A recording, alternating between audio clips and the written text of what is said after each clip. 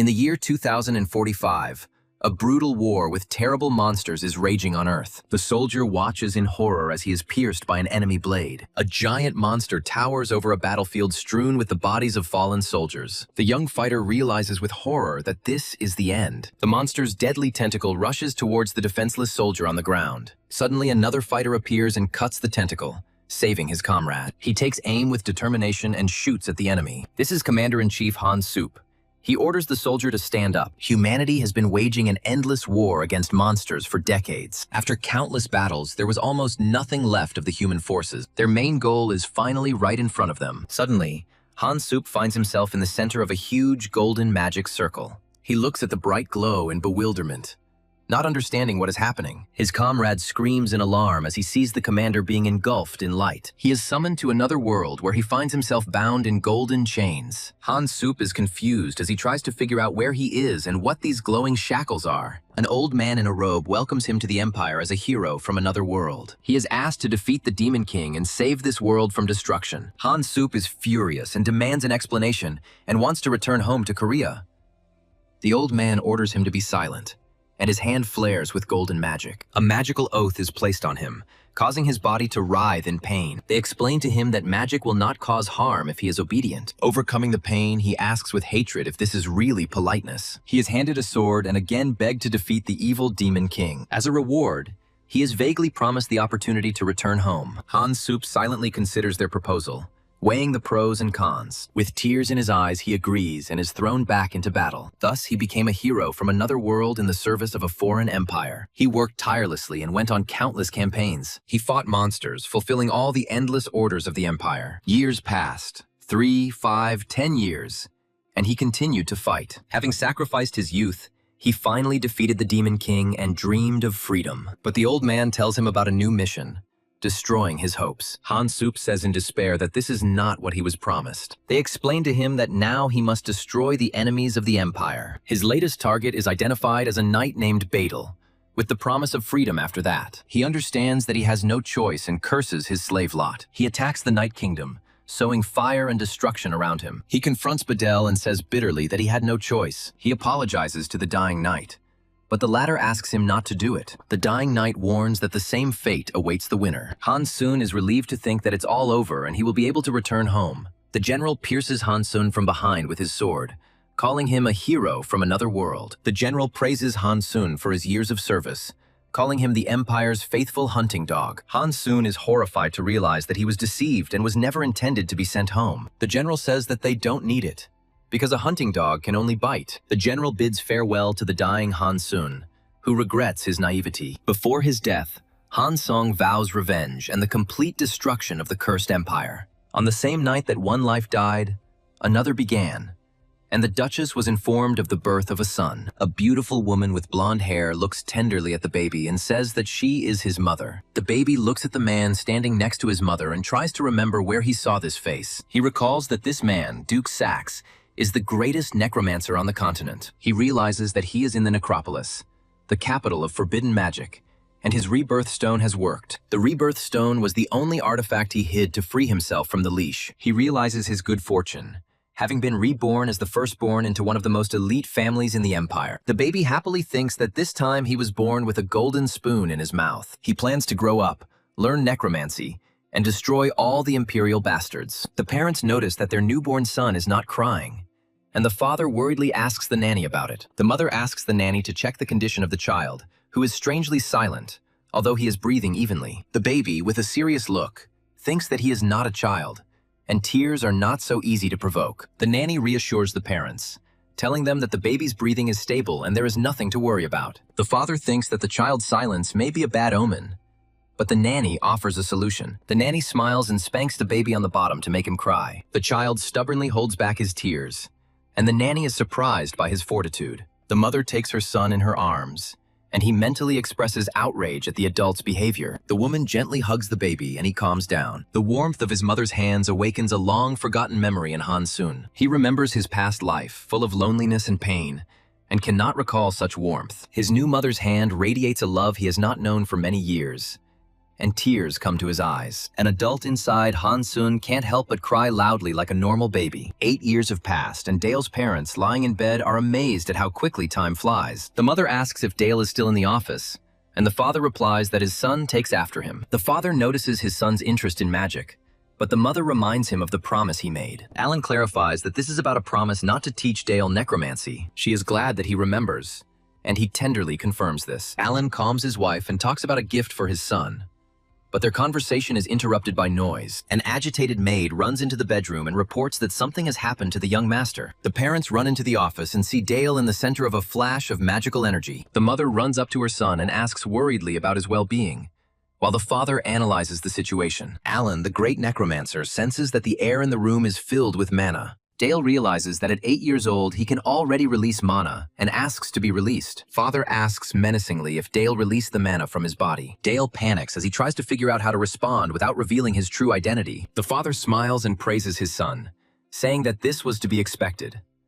He regrets that he cannot teach Dale necromancy, which shocks the boy. Dale's mother asks him to come back into the room, and he agrees with a smile. A father sits alone and ponders a gift for his gifted son. Sometime later, a grand banquet is held in honor of Dale's birthday. The guests in the hall are discussing the magnificent celebration and are waiting for the appearance of the young gentleman. Dale sits alone on the second floor, watching the bustling hall below. He thinks how tiresome it is that so many people have gathered for his birthday. He feels awkward about this attention because in his past life, he was an outcast. He remembers how he recently trashed his father's office and is still upset. His mana went wild from the memories of the hero's life that the book evoked. After overhearing his parents' conversation, he decides to ask his father to teach him necromancy. Back in the present, Dale doubts the success of his plan. Mom appears with a stranger in a hood and congratulates him on his birthday. Dale asks who the woman is, and his mother prepares to introduce them. This is Lady Sepia, elder of the Blue Tower and renowned master of water magic. His mother announces that Sepia will be his new teacher, much to Dale's surprise. Dale is stunned that he has been hired as a teacher by an elder from the Blue Tower. He understands that his mother does not want him to study dark magic. Teacher Sepia asks Dale to speak with her alone,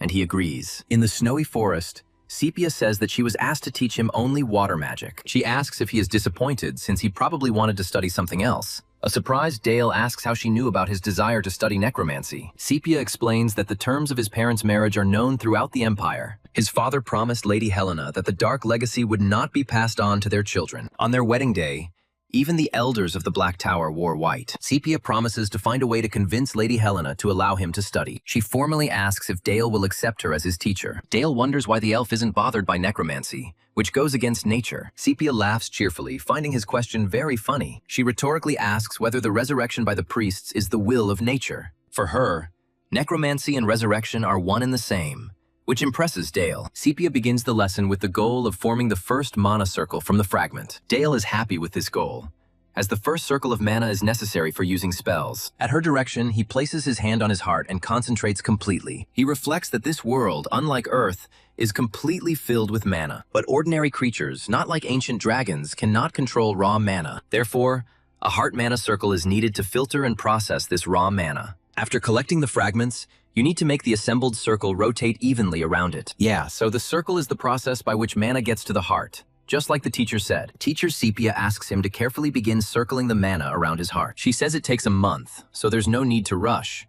But the boy is already calling her. He asks in surprise if he has already succeeded in creating a rotating ball of mana. The teacher is amazed because the child, having just started training, formed a circle in minutes. She asks Dale to try to release his magical power through the created circle. Dale calmly agrees and concentrates on the magic sphere in his hand. Usually, even a simple release of mana through a circle is not always possible for novice mages. He thinks that at this level he will not take revenge on the Empire, because in his past life, he was weak. But this body inherited the talent and easily accepts mana, allowing it to learn various magic. Now you have to concentrate and let the mana flow to your fingertips to create it. He will create the most deadly shard, which will be aimed straight at the throat of the Empire. The teacher is shocked, because he crystallized magic into a perfect ice bolt. Dale launches the ice projectile he created towards the tree as she watches. The projectile hits the ground in front of the tree with tremendous force, raising rocks and snow. She notes that the splinter was hard enough to pierce the tree. Dale looks at her with a proud smile, and she wonders who he really is. She thought that at best he would move mana, but he created the element of ice. It was basic magic, but it absorbed the cold perfectly, strengthening the spell. Dale looks worriedly at the frozen teacher and asks if he did something wrong. She thinks the complexity of his formula is beyond the capabilities of an ordinary child. The process of creating the spell involved rotating, accelerating, and overloading magical energy. His magic contained 3 golden ratio formulas, and he applied them unconsciously. The teacher, with a strange smile, says that this is nonsense and understands the Duke's words. Later in the office, the Duke asks her if this means she can't teach Dale. The Duke reminds her that since Dale reached the first circle in minutes, she is obliged to train him. She replies that he immediately cast a perfect and deadly spell. She finds it hard to believe that an 8-year-old child used a combat magic formula. She informs the Duke that young Lord Dale has an undeniable talent for murder. The Duke asks if she, the Tower Elder who is against violence, would refuse. She denies this and says that, on the contrary, she wants to guide him on the right path. The Duke sees no reason to refuse and mentions his dark magic, which he wanted to pass on to his son. He realizes with horror that young Master Dale has already mastered the magic he wanted to teach him. The teacher says that she respects the promise he made to Lady Helen, which she has heard a lot about, but this does not give him the right to decide the future of such a talented child as the young master. Dale stands outside the door but can't hear what exactly they're saying inside. He sits down on the floor by the wall, sadly assuming that the conversation is about him. He remembers how surprised the Tower Master Sepia was, because he did not expect such power from the spell. The boy decides that from now on he will have to control his strength more carefully. Dale asks Uncle Helmut in surprise what he is doing here. Instead of answering, the knight asks where the boy himself disappeared to. Helmut laughs, saying he was away protecting the ducal family. He picks up the boy in his arms, adding that he has defeated terrible monsters. Dale guesses with a smile that his uncle was in the dungeon. The appearance of dungeons or an infestation of monsters is a serious problem for any territory. Monsters attacking civilian areas cause massive damage. Therefore, knights of each house dedicate themselves to clearing out unexplored dungeons. The situation in the Duchy of Saxe is more serious than in other territories, and the reason for this is the narrator himself. After the hero's victory over the Demon King, Duke Saxe was ordered to subjugate his territory. Dale thinks the technical term for this is throwing away the leftovers. The boy asks Uncle Helmut to take care of himself, and he is surprised by the young lord's concern. The Duke of Saxe appears and greets Helmut, appreciating his hard work during the raid. The Duchess enters with her maids, and Dale, bowing, is surprised by his mother's appearance. The Duchess runs up to Dale, and the Duke says he is proud of him for reaching the first circle. Dale's father congratulates him and invites him to ask for whatever he wants. Dale wonders if his father will resort to trickery if he asks him to teach him necromancy. In a flashback, Dale promises his father to try harder, while in the present, Helmut can hardly contain his laughter. Lying in bed, Dale thinks how tiring it is to try to act like a child. In the nightmare, a man greets Han Sun, who is being held. The man mocks Han Sun, saying that people are cunning and it is easy to become soft. He continues to mock, asking if Han Sun has forgotten about revenge in the warmth and comfort. The villain, with a menacing grin, declares that the Empire will find Han Sun. Dale wakes up screaming from a nightmare, a ball of blue energy flaring in his hands. He writhes in pain, feeling like his heart is about to burst from the overabundance of mana. The room fills with energy, and the boy realizes that this is a riot of mana. Staggering, he curses the Empire for causing his suffering. He runs outside in the hope that fresh air will help, but he only gets worse. A woman appears behind him and remarks that he appears to be in a difficult situation. Dale recognizes teacher Sepia, who sees his mana rampage and senses danger. Sepia reaches out to his chest, fearing that anger will take hold of him irreversibly. The mana riot stops, and Sepia calmly calls Dale's name. The teacher explains that the essence of magic is a mirror of the heart, so it is individual for each magician. She says his talent is to take lives, and it is very dangerous. Sepia considers it lucky that she will be the one teaching him and hands him the book. Dale realizes with horror that he has a magical tome of necromancers in his hands. Sepia smiles warmly and says that perhaps it is fate, and from now on, she will be with him. The shocked boy hugs her, and she asks if he needs help. A few days later, they stand outside the Northgate Plains, and Dale sees rabbits. Sepia asks Dale to remember how he went hunting with his father. A powerful magical arrow made of ice flies straight towards the white rabbit. The teacher notices that the boy's hands do not shake when he takes someone else's life. Sepia addresses Dale as he stands over the body of a rabbit in a snowy forest. She asks with a smile if he knows the reason why everyone's magic is unique. Magic materializes what is in the heart, revealing the inner world of a person. Spell names like Firewall are just a tool for the imagination. The red magic tower values order achieved through brute force. The blue magic tower, on the other hand, values order through harmony and water. The philosophy of each tower is embodied in the form of their magic and spells. Dale uses necromancy to raise a dead rabbit as a zombie. He skillfully controls his body using mana threads attached to his head and spine. The animated red-eyed bunny is ready, and Dale moves on to the next step. The boy uses water magic to cover the zombie rabbit in a thick layer of ice. The rabbit is now protected by durable ice armor with sharp spikes. Sepia decides to test the protection of the created armor and prepares her attack. She releases a powerful bolt of energy that slams into the rabbit. Dale laughs happily as he managed to block the teacher's shot. Sepia praises him for his excellent work and notices that he wants to ask something. He hopefully asks to be taught how to better use water magic. The teacher abruptly refuses him, which greatly surprises the boy. She explains that developing water magic requires a deeper understanding. Most beginners find it difficult to master even one type of magic, let alone two. Sepia considers his request to be excessive ambition, almost impossible at his age. Dale is upset because she promised that they would find their way together. That night, the boy studies books alone in a huge study. He is determined to prove that there is nothing he cannot do himself. Surrounded by a dark aura, he vows to become so strong that she will not be able to refuse him. The next day, Sepia notices he looks tired, but he says he was just getting ready. She advises him not to overexert himself, and he confidently extends his hand to her. Dale easily creates a complex magic circle, which he has already mastered. The ice armor explodes, shocking Sepia, and the rabbit begins to gather dark energy. The zombie rabbit concentrates a huge sphere of unstable dark magic in its paws. The sphere explodes, scattering dark energy and ice shards in all directions. Sepia is forced to put up a magical shield to protect herself from a powerful attack. Dale calmly explains that he combined the corpse explosion and the ice explosion into one. He holds water and darkness magic in his hands, asking if he is considered a dual magician. The teacher was completely amazed,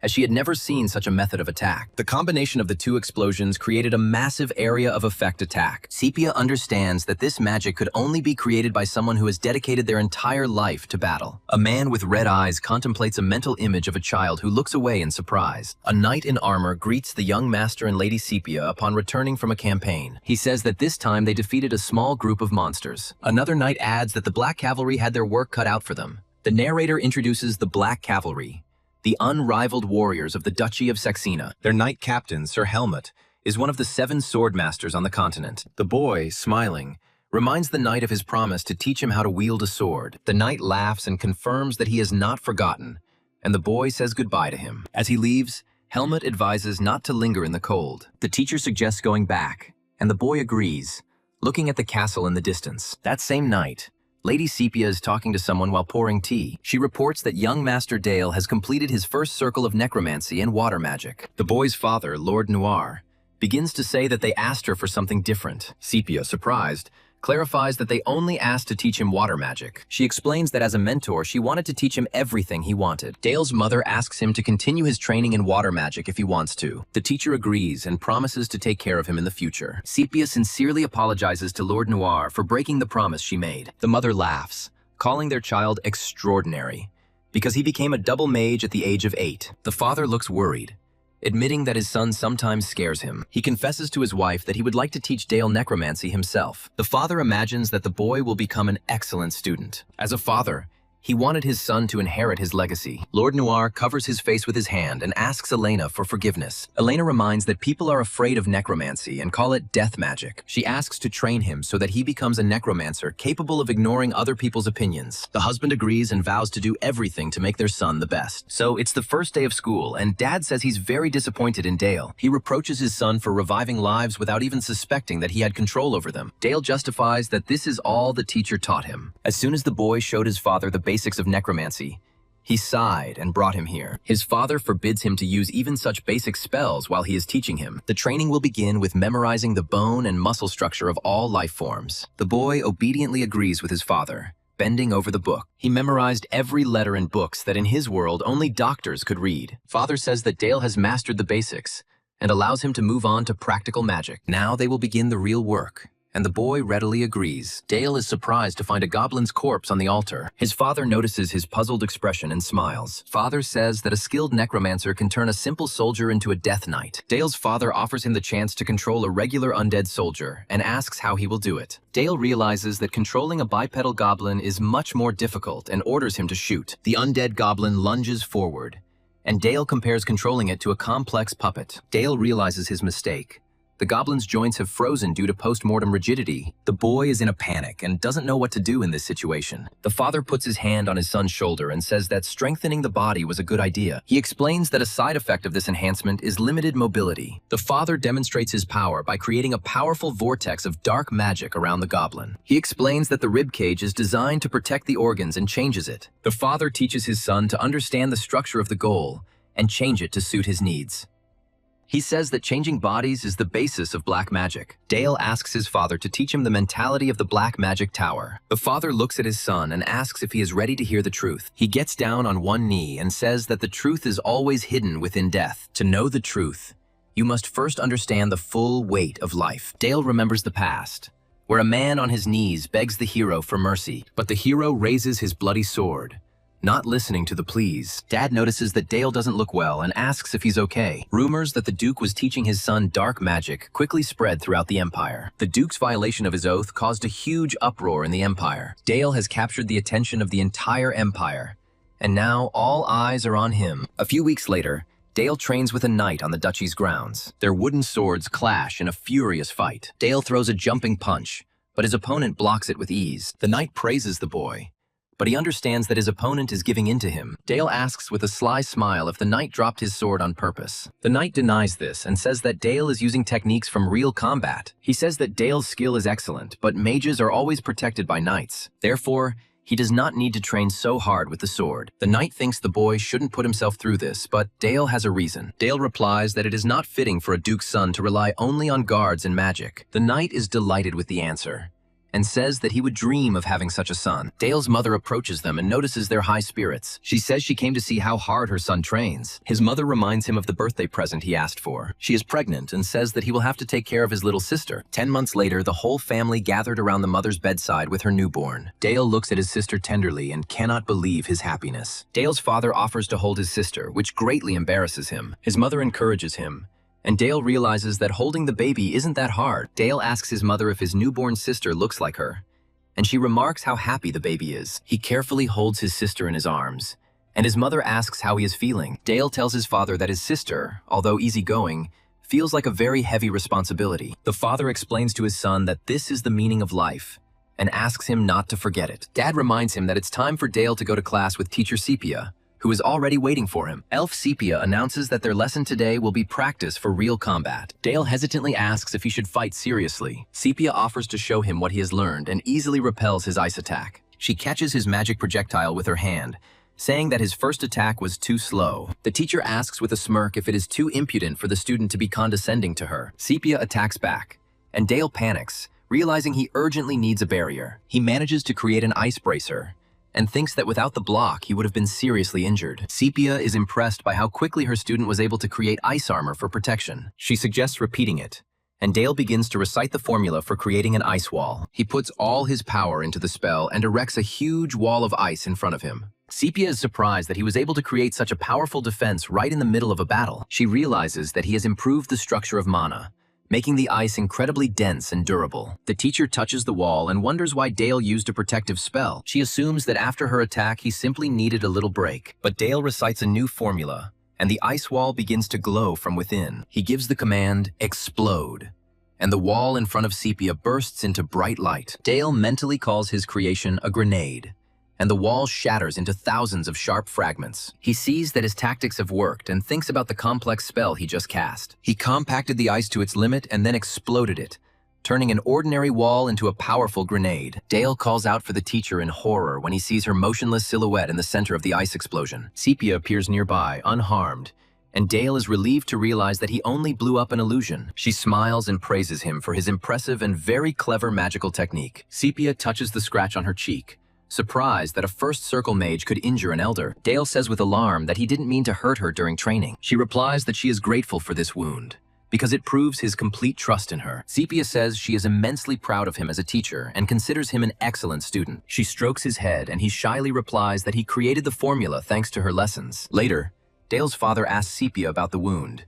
and she says she was careless in class. Her father thanks her for everything, but Sepia replies that it is a joy for her to teach such a talent. He asks her for one more favor, and the elf readily agrees to help. Father reports that a group of orcs have crossed the mountains and invaded their territory. He announces his intention to send Dale to this battle, shocking Sepia. The teacher objects, claiming that the young master is not yet at all ready for a real battle. The father calmly explains that no one expects his son to fight on the front lines. He firmly states that the defense of the territory is the direct responsibility of their house Saxe. Father says that as the Duke's heir, Dale must understand his responsibility. Teacher Sepia anxiously asks what exactly she should do. The Duke, with a sly smile, announces that he entrusts his artifact to Dale. He asks Sepia to guide the boy until he learns to control his power. They show an artifact, an object that is endowed with enormous power and its own will. It can only be used by offering one's mana or life itself as payment. The more powerful the artifact, the more dangerous and uncontrollable it becomes for its owner. The Saxe family has long mastered the art of handling such forces. Dale's father informs him that as the heir, he must prepare for the coming battle. Dale is delighted by the news of the battle. He has been waiting for this for a long time. Sepia clarifies that he will join the squad to destroy the orc horde. However, first, the boy must learn to control the power of darkness of their family. Dale looks with admiration at the Demon King's artifacts they control. Father warns not to compare them to ordinary things, and Dale feels a powerful mana. The Duke confirms that they are all extremely dangerous and orders that they not be touched thoughtlessly. Suddenly, the father and teacher notice that the boy has disappeared somewhere. A minute ago, Dale was alone, wondering which artifact would suit him. One of the artifacts speaks to him, saying that it senses his hatred and thirst for revenge. Other artifacts also begin to call out to Dale, offering him their power. The boy realizes that these dark artifacts resonate with his deep grievances, but he decides with a smile that this is not enough. He needs something much stronger. Dale's gaze falls on the mysterious cloak, and he wonders where it came from. Coming closer, he is surprised to recognize it as the legendary Shadow Cloak. During the Age of Heroes, this artifact gave its owner power over shadows. The father screams his son's name in horror, but Dale just looks at him in confusion. The boy's consciousness plunges into a dark void, where the voice of the cloak repeats that it is hungry. This is no ordinary shadow.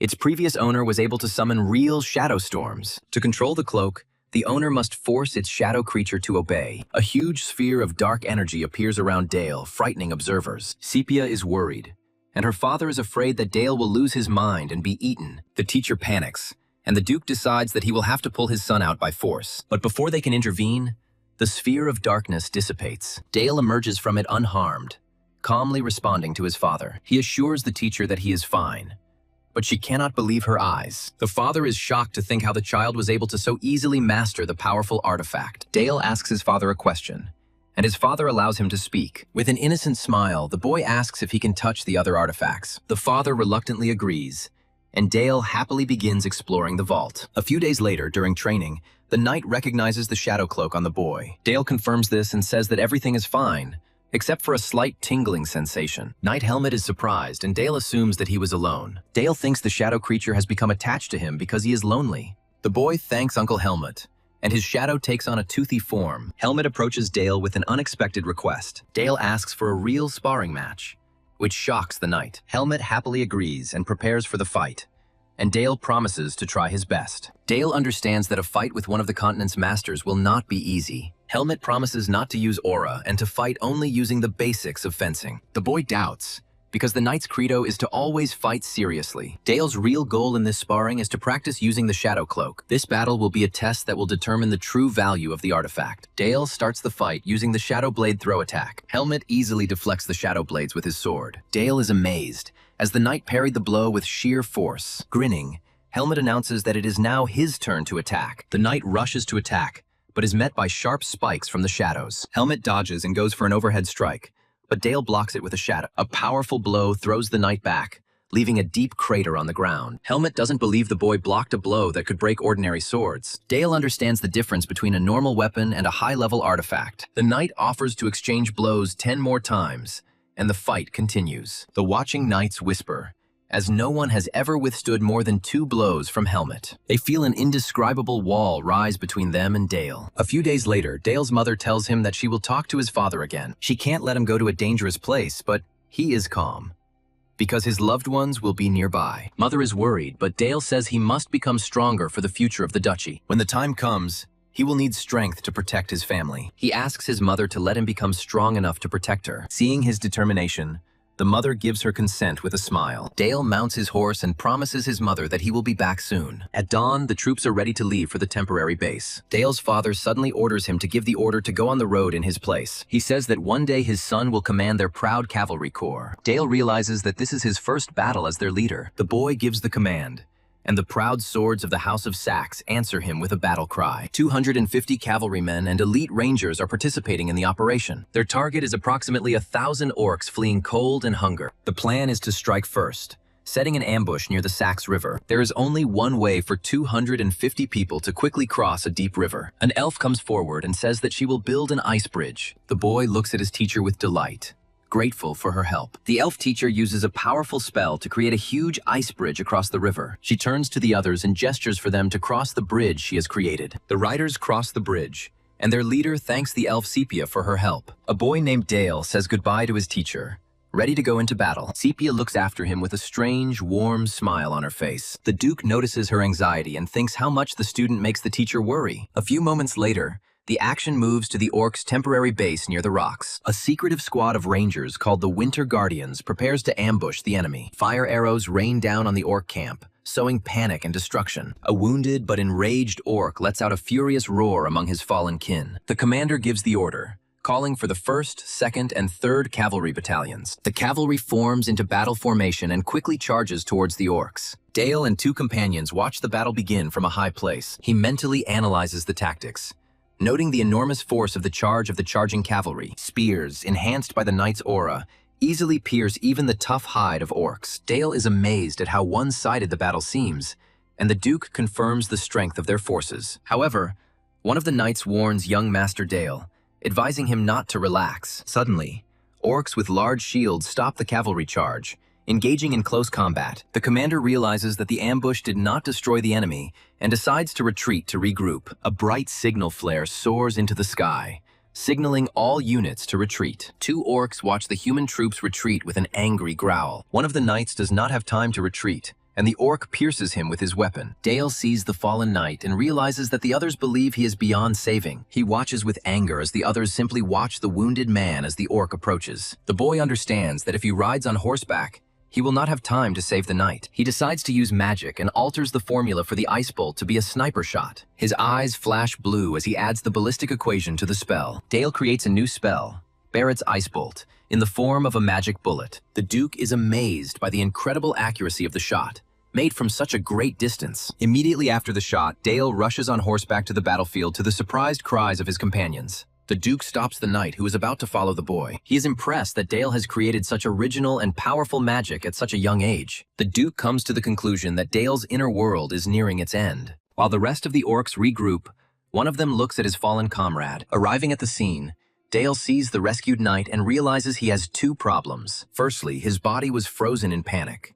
And secondly, his formula was too long for combat. He understands why magicians study simplified formulas and decides to shorten his own. While a new orc runs towards the knight, Dale comes up with a short name for the spell. He hesitates about the length of the name, but ultimately decides that it will do. Dale says the name of his spell, Ice Bullet, with a smirk. A powerful beam of ice erupts from his hands and pierces the orc's head. The rescued knight, in shock, asks why young Master Dale risked his life for him. Dale reassures him, saying that House Saxe would never abandon a loyal knight. The knight notices 2 more orcs running towards them and calls out to Dale in alarm. The orcs rush into the attack with a furious roar, swinging their weapons. Dale uses a new spell, Shadow Blade, creating a massive scythe of darkness. He coldly orders them to be destroyed, and the orc looks at the Shadow Blade in horror. He spots the last orc and, with a wink, readies the ice bullet again. When all the enemies are defeated, the knight admits that he cannot move from fear. Dale easily lifts the knight and hands him over to Uncle Helmut,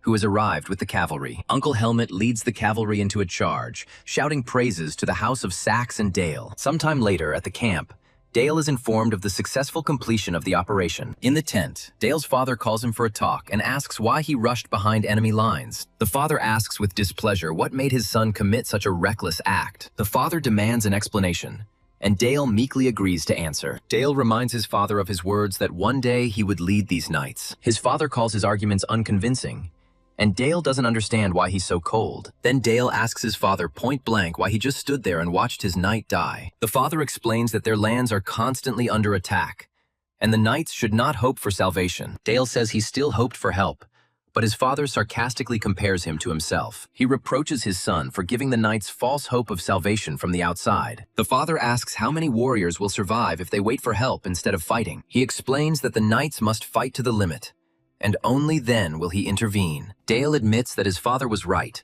and remembers that he knew this truth in his past life. The father praises his son's determination and asks him to never lose this will of spirit. The conversation ends, and Dale's father invites him to return to the castle. The story of how the young heir saved the knight from the horde quickly became the main gossip. The narrator shouts to the crowd that the young lord single-handedly defeated 1,000 orcs. The rumor, with a slight exaggeration, spread throughout the empire like wildfire. Dale himself felt awkward, but the incident gave the duchy new strength. Now the knights greet him on their knees, and the embarrassed Dale covers his face with his hand. He sheepishly tells the knights that such greetings are not necessary. One of the knights proudly tells him that he should be proud of himself. The knight calls on everyone to become stronger for the sake of the future of young Master Dale. Dale watches their efforts with a smile until a maid calls out to him. The maid announces the arrival of guests from the Orhart house, and everyone turns around. The knight thanks the maid and invites Dale to go and greet the guests. Dale thinks to himself that they have a special guest to greet. The guest turns out to be a representative of the martial arts House Orhart from the Fallen Kingdom. The narrator recalls how the Empire started a war in which House Orhart fell. Helmet's expression changes as he remembers the divine sword. Dale's father, sitting on the throne,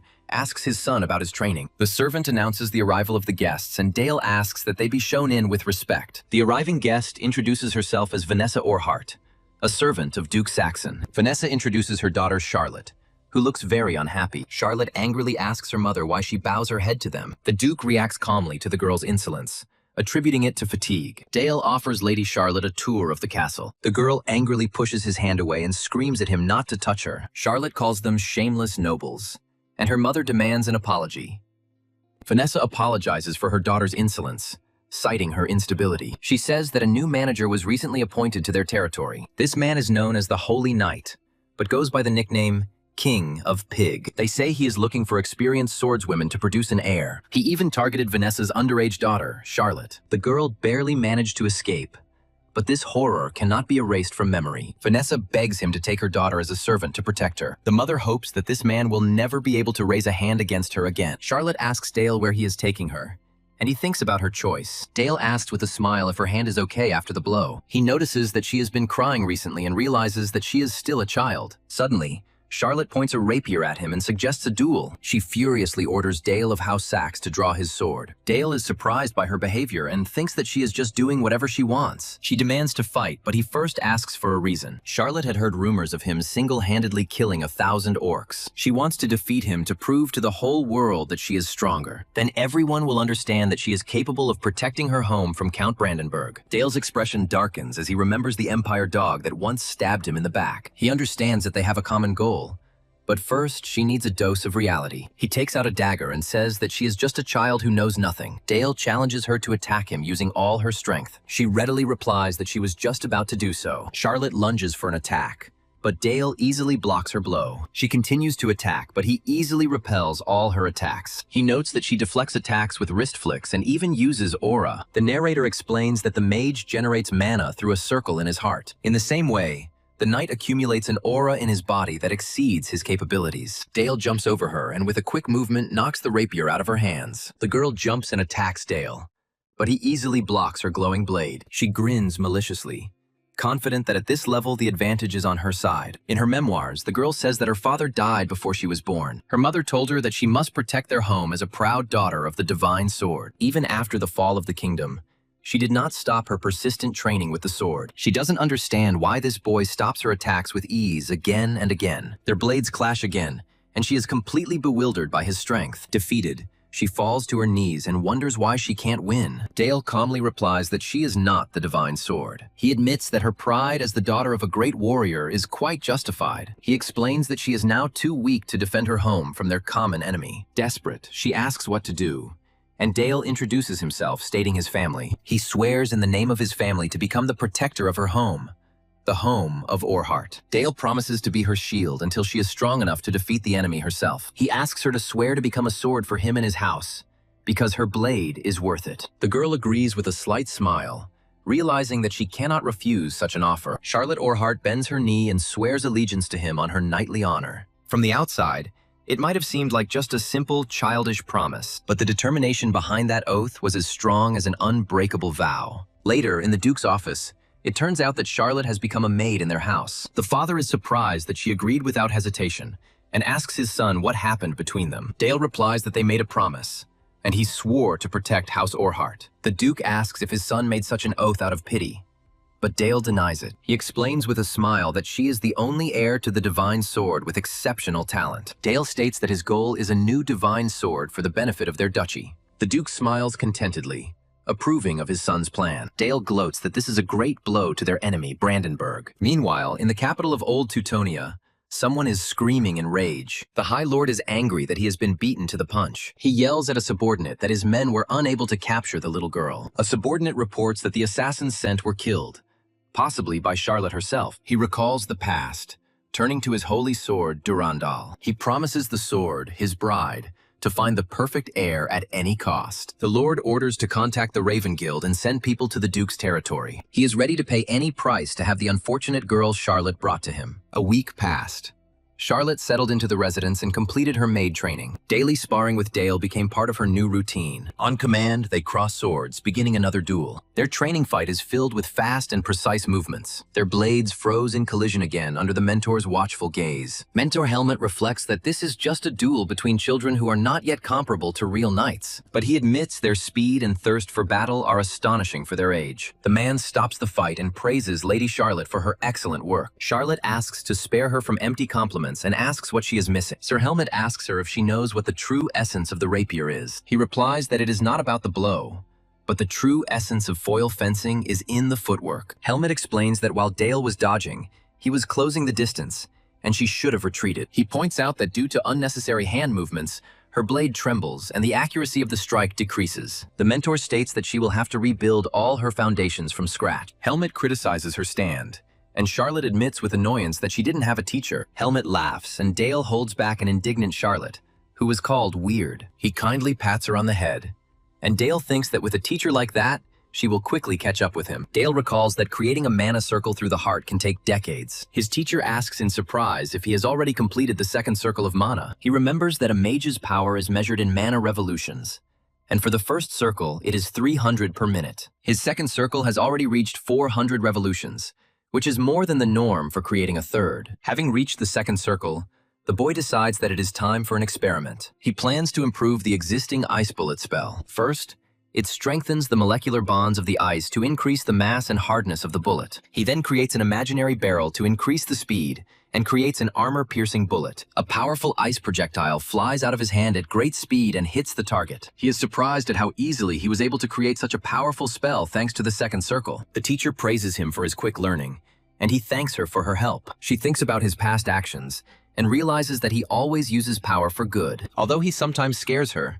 she trusts him and hugs her student tenderly. The action returns to the present, and Dale remembers how the teacher scared him. He thinks with embarrassment that she sees him as a simple child, but he pushes these thoughts away. The boy decides to focus on training and summons a huge ice wall. A giant wall of sharp ice crystals rises before him. Now he creates a new spell, 12-gauge ice shot. Multiple ice projectiles hit the magic shield he created. He is pondering how to improve the spell when a familiar voice calls out to him. Charlotte emerges from behind the tree, and it turns out she was watching his training. She replies that she also trained and practiced her leg movements on Helmut's advice. Dale notices that she seems to enjoy fencing and decides to talk about the past. Charlotte bows and sincerely apologizes for her past rude behavior. He seriously agrees that she was indeed very rude to him, but then he smiles broadly and says that this time he forgives her. Dale says he likes the weather here because he can train until late at night. He's glad to think that someone else shares his feelings, and this makes him happier. Dale's parents watch him and Charlotte from the window, admiring how they look together. Dale's mother smiles and says that the children will have to be looked after. Dale understands that his fate is already being decided,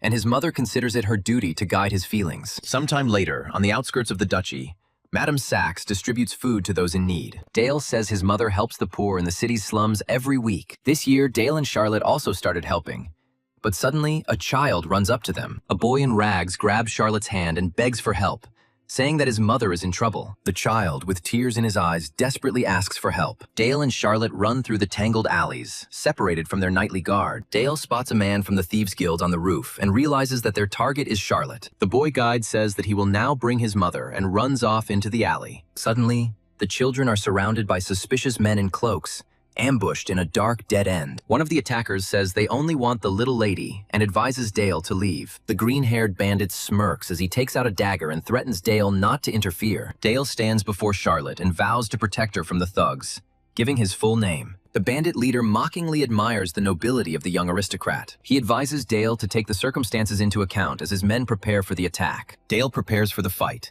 expecting his opponents to experience real pain. Charlotte whispers that she forgot her sword, but Dale confidently reassures her. Dale decides this is a great opportunity to try out his new shadow cloak technique. He activates his ability and dark shadows begin to envelop the attackers. The green-haired leader panics and shouts at his men to dodge. Dale explains that it is a new technique that creates shadow parasites. Shadow parasites penetrate the bandits' bodies, causing them to scream in pain. The leader watches in horror as his subordinates are engulfed by strange shadows. One of the bandits turns into an undead creature and screams in hunger, frightening his comrade. The bandits are confused, not understanding why their comrade does not attack the Duke's son. Suddenly, all the possessed bandits pounce on their green-haired leader. The leader defends himself using his aura-infused killing technique. He jumps, but Dale is already waiting for him below, activating a magic circle on the ground. A charge of buckshot flies out of the circle and hits the bandit leader's body directly. The wounded enemy remains on his feet, and Dale notes the strength of the aura holders. The leader lunges at Dale,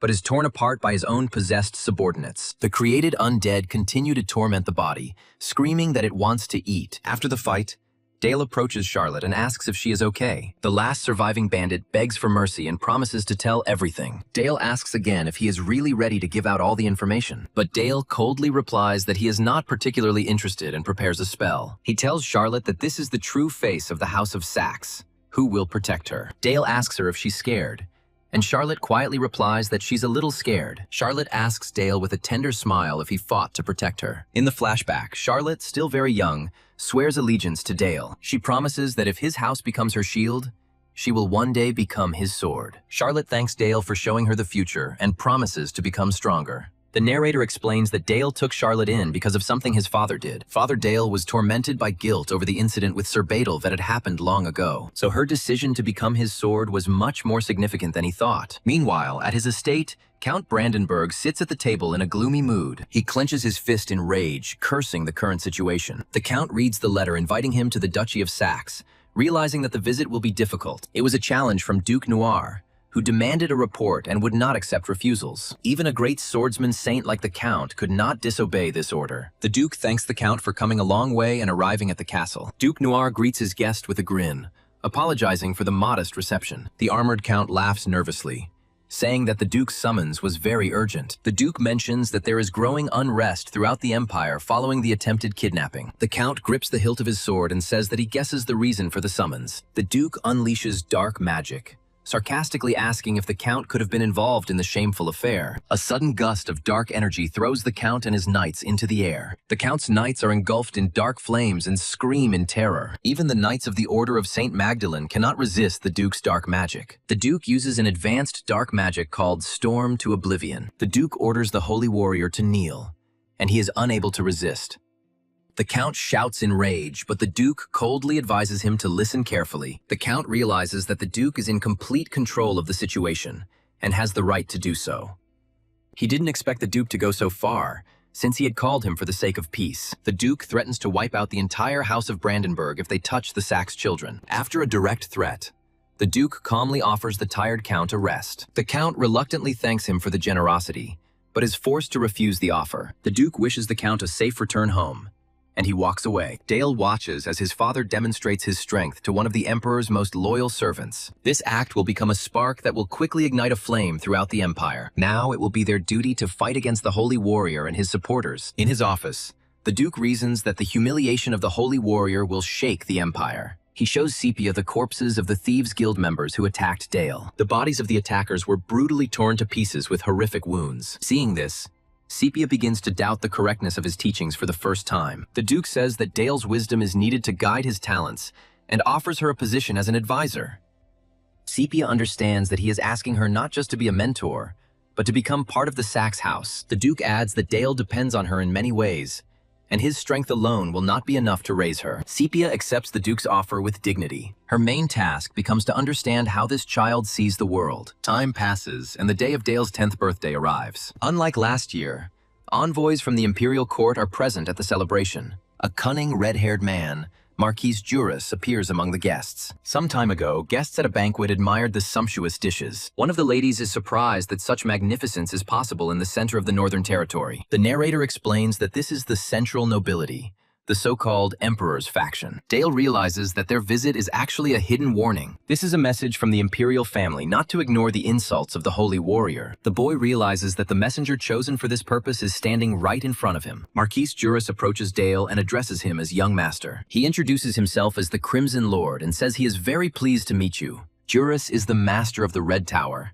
seeking power through order and fury. The Red Tower mages are notorious for their idea that might is always right. Dale recalls that he himself was once subjected to their modification experiments. Juris calls Dale a genius prodigy with an unrivaled talent for magic. He also mentions rumors of Dale single-handedly destroying an orc horde at the age of 9. Dale politely thanks him for the compliments and wishes the Marquis a pleasant evening. Tired of the party, the boy goes outside alone to get some fresh air. He thinks he would prefer to train with Charlotte, but she serves as Elena's maid. Besides, if word got out about their sparring, it could be dangerous for her. Suddenly, Dale hears an angry shout ordering a servant to stand still. A girl in a maid's uniform lies on the ground and begs to be let go. A plump aristocrat shouts at her for daring to mention the Duke's name. A man with a dagger in his hand mockingly asks if everyone is busy with the celebration. He puts a blade to the girl's throat and threatens to cut her throat for resisting. Grabbing the girl, he tells her to be a good girl while Dale watches from behind cover. Dale can't hide any longer and loudly asks if the man is aware of his actions. The attacker turns around in surprise and asks the young gentleman what he is doing here. The man smirks, saying that Dale is too young for such an experience. He offers to personally teach the boy a thing or two while holding the crying maid. But Dale, with an icy glare, promises to show the impudent fellow a good time. He calms the maid and creates a shining magic circle in front of him. With his blue eyes glowing, Dale says that he will soon rid her of the villain. In a world built on hierarchy, no one expected him to be the one to attack. Dale fires a powerful magical blade of pure energy at the enemy. He had no intention of retreating, even though he knew it was foolish to challenge the Emperor's men. The wounded man falls to the ground and Dale coldly orders him to kneel. Dale furiously shouts at him to immediately kneel down and apologize to Miss Eva. The fat aristocrat angrily thinks that the servant girl he insulted turned out to be from the House of Sachs. The man who fell to the ground declares that he is the Emperor's representative and cannot be insulted. Dale sarcastically asks if the Emperor enjoys attacking servants for fun. The man yells at Dale in rage, not believing that he dared to say such a thing about the Emperor. Dale gives a final warning as a group of nobles, led by a man, approaches them. The arriving red-haired aristocrat watches what is happening with a grin, finding it interesting. The head of the Sachs house demands an explanation, and Dale reports that the guest tried to attack a maid. The head of the house scolds Dale for disrespecting Lord Petro, and he plays along, complaining about the boy. Dale yells furiously at Lord Petro, asking if he gave him permission to get up off the ground. The boy addresses the guests from the capital, reminding them of their duty to act on behalf of the Emperor. He accuses Lord Petro of defamation of the Emperor's name by attempting to attack a servant girl. The red-haired guest notes with admiration how smart the young master of the Sachs house turned out to be. He agrees with a grin that there is undeniable truth in the boy's words. Lord Juris speaks of how low the man who was entrusted with the Emperor's will has fallen. A flame bursts into flames in Lord Juris's hand, and he calls Lord Petro a filthy insect ready to burn. Lord Petro tries to crawl away in horror, begging for mercy. Juris unleashes fire magic on him without hesitation. Lord Petro, engulfed in flames, screams hysterically in unbearable pain. Juris tells Dale that he was right, and that it is his duty to destroy those who insult the Empire. Lord Juris sincerely wishes young Master Dale success, and he looks at him with confidence. When the Emperor's men leave, peace finally returns to the Sachs estate. The next morning, the same maid, Eva, comes into Dale's room to wake him up. The girl stands by the bed, clearly wanting to say something, but not daring to start a conversation. Finally, she thanks him and says that it is a great honor for her to serve such a gentleman. Dale reflects on her gratitude, realizing that he still has some time to get used to such feelings. He decides to use his name and position as the eldest son of the House of Sachs to destroy the Empire. Dale's father sits at the table and tells his son that he is very smart. However, he also notes that recently his son's behavior seems very strange to him.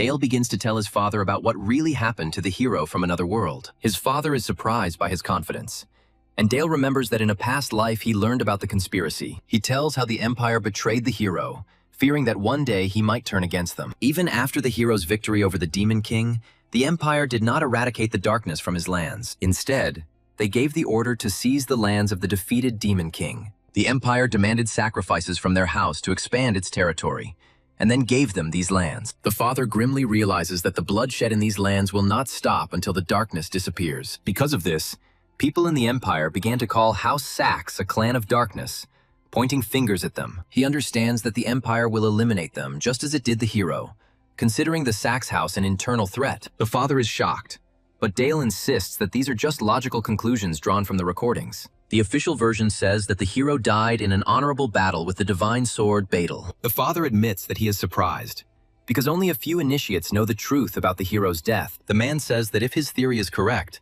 then the Empire is simply an oppressor taking over weak countries. Dale's father asks what their house should do, but the boy replies that coexistence with the Empire is impossible. Therefore, Dale concludes they must destroy the Empire, which shocks his father. The father angrily asks if the boy understands what he is proposing. Dale clarifies that he is not proposing an immediate uprising. The boy suggests doing it in 10 years, which surprises his father. He explains that resistance groups on all continents are already fighting for their independence. There are also vassals like the Duke of Saxe who are afraid to oppose the Empire. The economy is shrinking, banditry is on the rise, and the effects of the war have only worsened. By then, Dale confidently declares, they will have gathered forces to defend their home from the Empire. They will support resistance forces, operating in different regions to crush the Empire. The father is impressed and laughingly admits that his son's talents truly know no bounds. He proudly says that from that day on, Dale is no longer just a 10-year-old kid. His father will treat him as his heir, the future head of the House of Saxe. As the head of the family,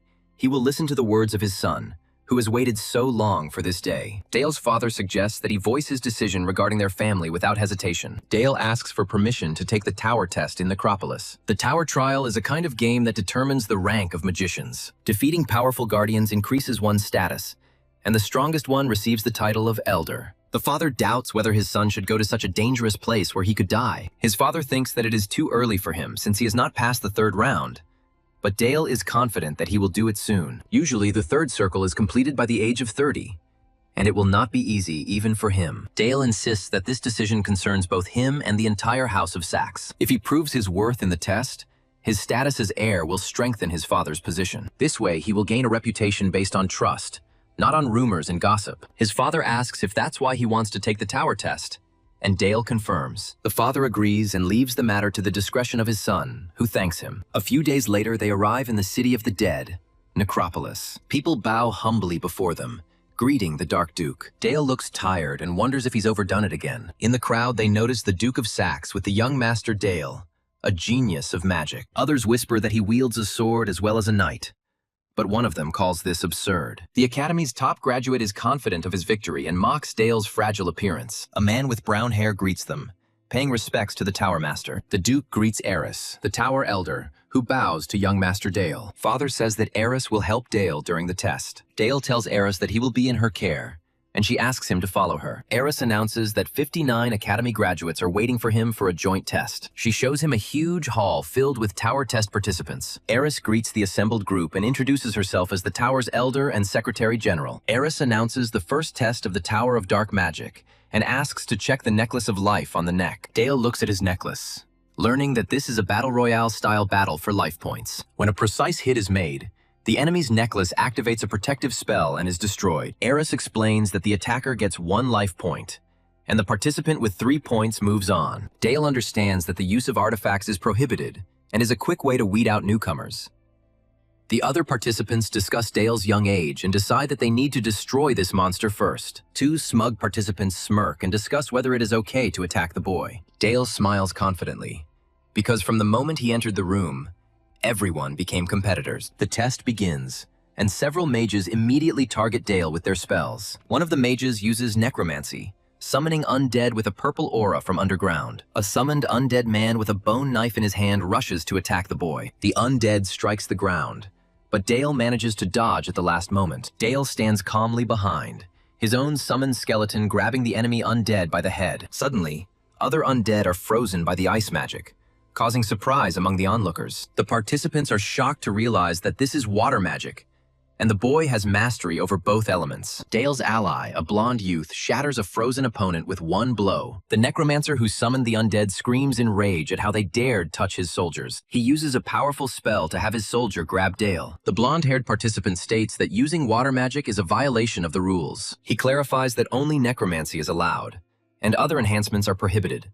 And Dale calmly agrees. Eris watches the proceedings, noting that there is no rule against empowering the undead with anything other than dark magic. The blonde-haired youth orders his comrades to block the corpses and aim straight at Dale. Dale remembers with concern that the rules of the test also prohibit the use of artifacts. The enemy undead charge in, and Dale prepares to meet them in close combat. One of the dead men swings a bone blade at the boy, but he deftly dodges it. Dale catches the blade with a smirk, his hand enveloped in dark energy as he says he caught it. He delivers a powerful punch, and the undead's body begins to crumble from dark magic. From the decaying body of the dead man, Dale pulls out a large white sword. The enemies are horrified by how easily the undead was killed, and realize that this is no ordinary sword. Dale holds a sword he has just reforged from bones to increase its strength. The boy jumps into the air, preparing to attack the next dead soldier from above. With a loud battle cry, he brings his sword down on his opponent. With a powerful and swift blow of his sword, he cuts down another enemy. The necromancer watches in despair as his last dead soldier falls. Dale quickly approaches the living opponents,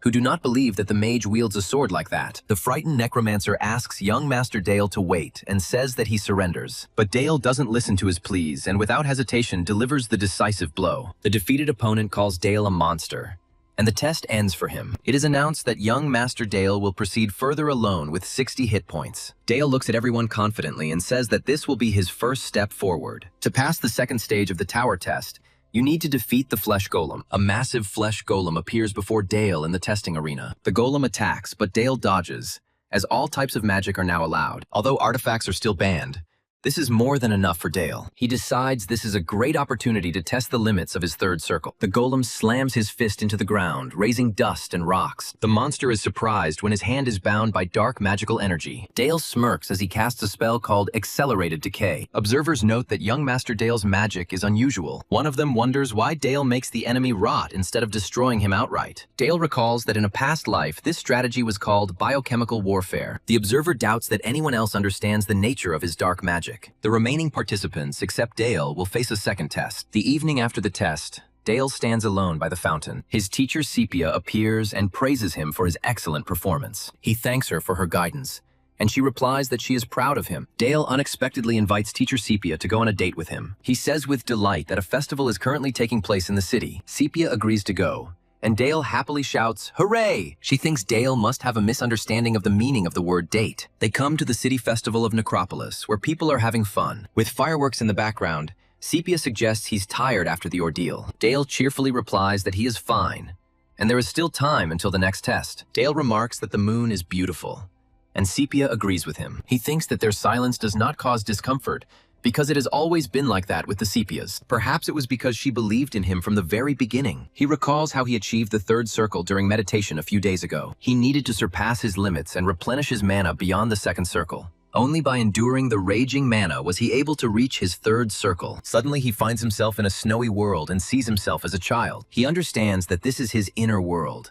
which manifests itself during deep meditation. This is his world of awareness, which looks like a frozen, lifeless forest. From the very beginning, there was nothing in his inner world except absolute emptiness. And in this empty world, Master Sepia extended a helping hand to him. He thinks that it is she who brings light into his empty world. Sepia asks him again, confused, what he just said. He repeats that he likes her, which shocks the teacher. She hugs him with a smile and says that she likes him very much too. A few days later, the action moves to a high tower in the center of the city. On the 11th floor of the tower, Dale thinks that he has failed with Sepia. Dale decides that love can wait, and he needs to focus on his exam. The format of the test is announced: a one-on-one magical duel, the winner of which will advance to the 12th floor. His opponent turns out to be the third circle master Albert Rosenheim, who greets young Master Dale with honor. The 11th floor test allows you to use any artifacts. Magical strategies are also allowed, and the necklace of life does not guarantee the safety of the participants. Dale smirks.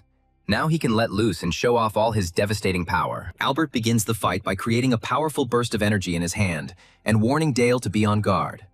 A confident Albert declares that Dale's winning streak will end here. Albert attacks Dale with multiple magical projectiles using the Dark Arrow spell. Dale takes the attack calmly and challenges his opponent to block his response. Albert reiterates that his young opponent's winning streak has come to an end. Dale deftly dodges the magic arrows flying at him. Dale notes that attacking before the start of a fight is a clear violation of the rules. He understands that the judges did not stop the fight because they wanted to see his true strength. As Dale dodges the arrows, he thinks with annoyance that this is why he hates mages. Albert smiles ominously and casts a spell, calling on his creations to rise up. Dark figures rise from the ground and bow before their creator in eternal service. Dale thinks with embarrassment at how ridiculous this performance of the Dark Servants was. Albert admits that Dale is definitely stronger than the average rookie and orders the servants to attack.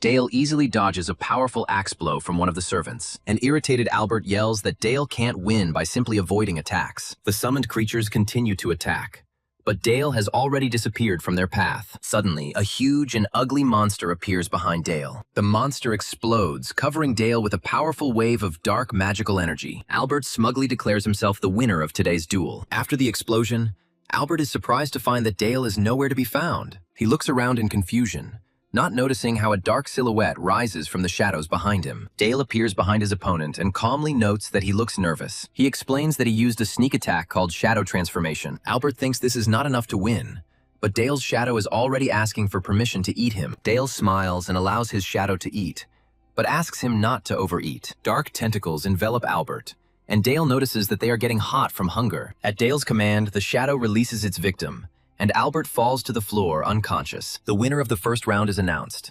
It is Dale, and his opponent is lying on the floor. Dale turns to the other mages and asks who's ready for round 2. One of the opponents immediately surrenders, saying that he just wants to live. All subsequent fights, except the final one, ended in victory by default. Breaking through the floor guardians, Dale continued to perfect his 3 magic circles. By the time he reached the 20th floor, a worthy opponent had finally appeared. This enemy turned out to be the Headless Horseman riding a terrible horse. Observers note that the Headless Knight created by the Elder is an enemy never seen before. Young Mr. Dale smiles smugly, anticipating a great achievement. Dale wonders if it will be boring if everything goes according to plan, and his eyes glow ominously. Shrouded in a dark aura, Dale confronts the Headless Knight. Suddenly, the Headless Knight freezes, causing confusion among the audience. To everyone's amazement, the mighty Headless Knight kneels before Dale. Obeying Dale's orders, the knight raises his sword over his own neck to end the torment. The knight's armor crumbles as Dale reflects on his incredible loyalty. Dale realizes he may have overdone it a bit given the reactions of those around him. The audience is shocked as the creation betrays its creator, proving that Dale has reached the level of an elder. Having decided that he has proven himself enough, Dale turns to leave. The observers watch in surprise as he heads towards the tower's exit. He decides not to go any higher, realizing that there is a line that cannot be crossed. Beyond the next tier lies a realm that even monsters fear. And this is where Dale's test ends. The master of the magic tower and his son are greeted with a ceremonial formation. All the nobility and elders demonstrate their devotion to father and son. Thanks to Dale's stunning performance, the northern territories begin to unite. The action moves to the north of the empire, to the snowy duchy of Saxe. The knights of House Saxe rush into battle with a cry for the glory of the young Lord Dale. After the test in the tower, Duke Saxe appoints Dale as the commander of the orc-killing squad. Despite his young age, no one doubted his competence as a commander. As the Duke's military heir, he gradually begins to unite the northern lands. Dale reports to his father that only 3 of the cavalry received minor wounds. He denies the use of magic, attributing his success solely to the swords of the House of Saxe. Sir Helmet is delighted that Dale has mastered the art of cavalry command. Dale thanks his mentor, because it was Sir Helmet who taught him tactics and strategy. Helmet proudly declares that at this rate, the boy will soon begin waging full-scale wars. Dale smiles with anticipation, as he is always looking forward to the next stage and new challenges. The blonde girl charges forward with a battle cry, her sword glowing with energy. Their blades cross in a furious training duel. The girl concentrates, filling her sword with a green glowing aura. She lunges forward, sending the tip of her blade straight towards Dale's neck. Dale easily parries her attack hand and prepares to strike back. He disarms his opponent and puts his sword to her throat, knocking her to the ground. It turns out that he trains with several opponents at the same time, easily dodging their attacks. After finishing the sparring, he tells the girl that she has become much better. She admits that she can't compare to him, and Dale wonders if he's been teasing her too much. Dale notes her success, as she is a third circle mage and has reached the 20th floor of the tower. The girl complains that everyone around him addresses him too formally. He encourages Charlotte, assuring her that she too will become stronger. 10-year-old Charlotte is already considered exceptional by any standards. Charlotte demands that he stop treating her like a child, but Dale calmly replies that she is a child. Dale proudly declares that he is already an adult. Dale has a lesson with a mentor in a large mansion. The mentor announces the topic of the lesson, dedicated to the hammer and anvil tactics. The mentor explains that in battle, cavalry forces are used on the flanks. The task of the cavalry is to break through the enemy's flanks and encircle him. The mentor explains that this tactic relies heavily on cavalry. Dale realizes that the success of this tactic is only possible thanks to the black cavalry. Dale asks his coach how Charlotte's training is going. The mentor says that Charlotte's progress in fencing is truly remarkable. Charlotte has already grasped the basics of fencing and will soon master the aura of the Saxe house. However, Dale is concerned and asks about the compatibility of Charlotte's style with their sword style. The audience is told that knights transform mana into aura through their cultivation methods, while magicians build magical towers, mastering the structure, and the knights of the order develop their sword techniques, passing them on. The black cavalry of the north resembles war chariots. Northern knights specialize in crushing the battlefield with brute force. The problem is that Charlotte's technique is based on speed and smoothness. She wields a fast, free-flying sword and can reach the low rank of swordmaster, but she will never become the first sword. This is the pinnacle of the seven swords, a position once held by her father. Dale calls this style the Sword of Blossom, and the mentor regrets that this art is lost. Dale wonders if this art could truly disappear from this world forever. After this, Dale's days became even more ruthless, and his reputation continued to grow. It's time to show off the results of Dale's progress. The neighboring territory, ruled by Baron Parker, declared a territorial war. Dale finds it absurd that a low-ranking noble would pick a fight with a high-ranking noble. The messenger explains the consequences of refusing the Baron's summons. Count Brandenburg is reported to have sided with the Baron to support him. The letter proposes sending a knightly order in exchange for a share of the mine's profits. Dale realizes that this is revenge for the humiliation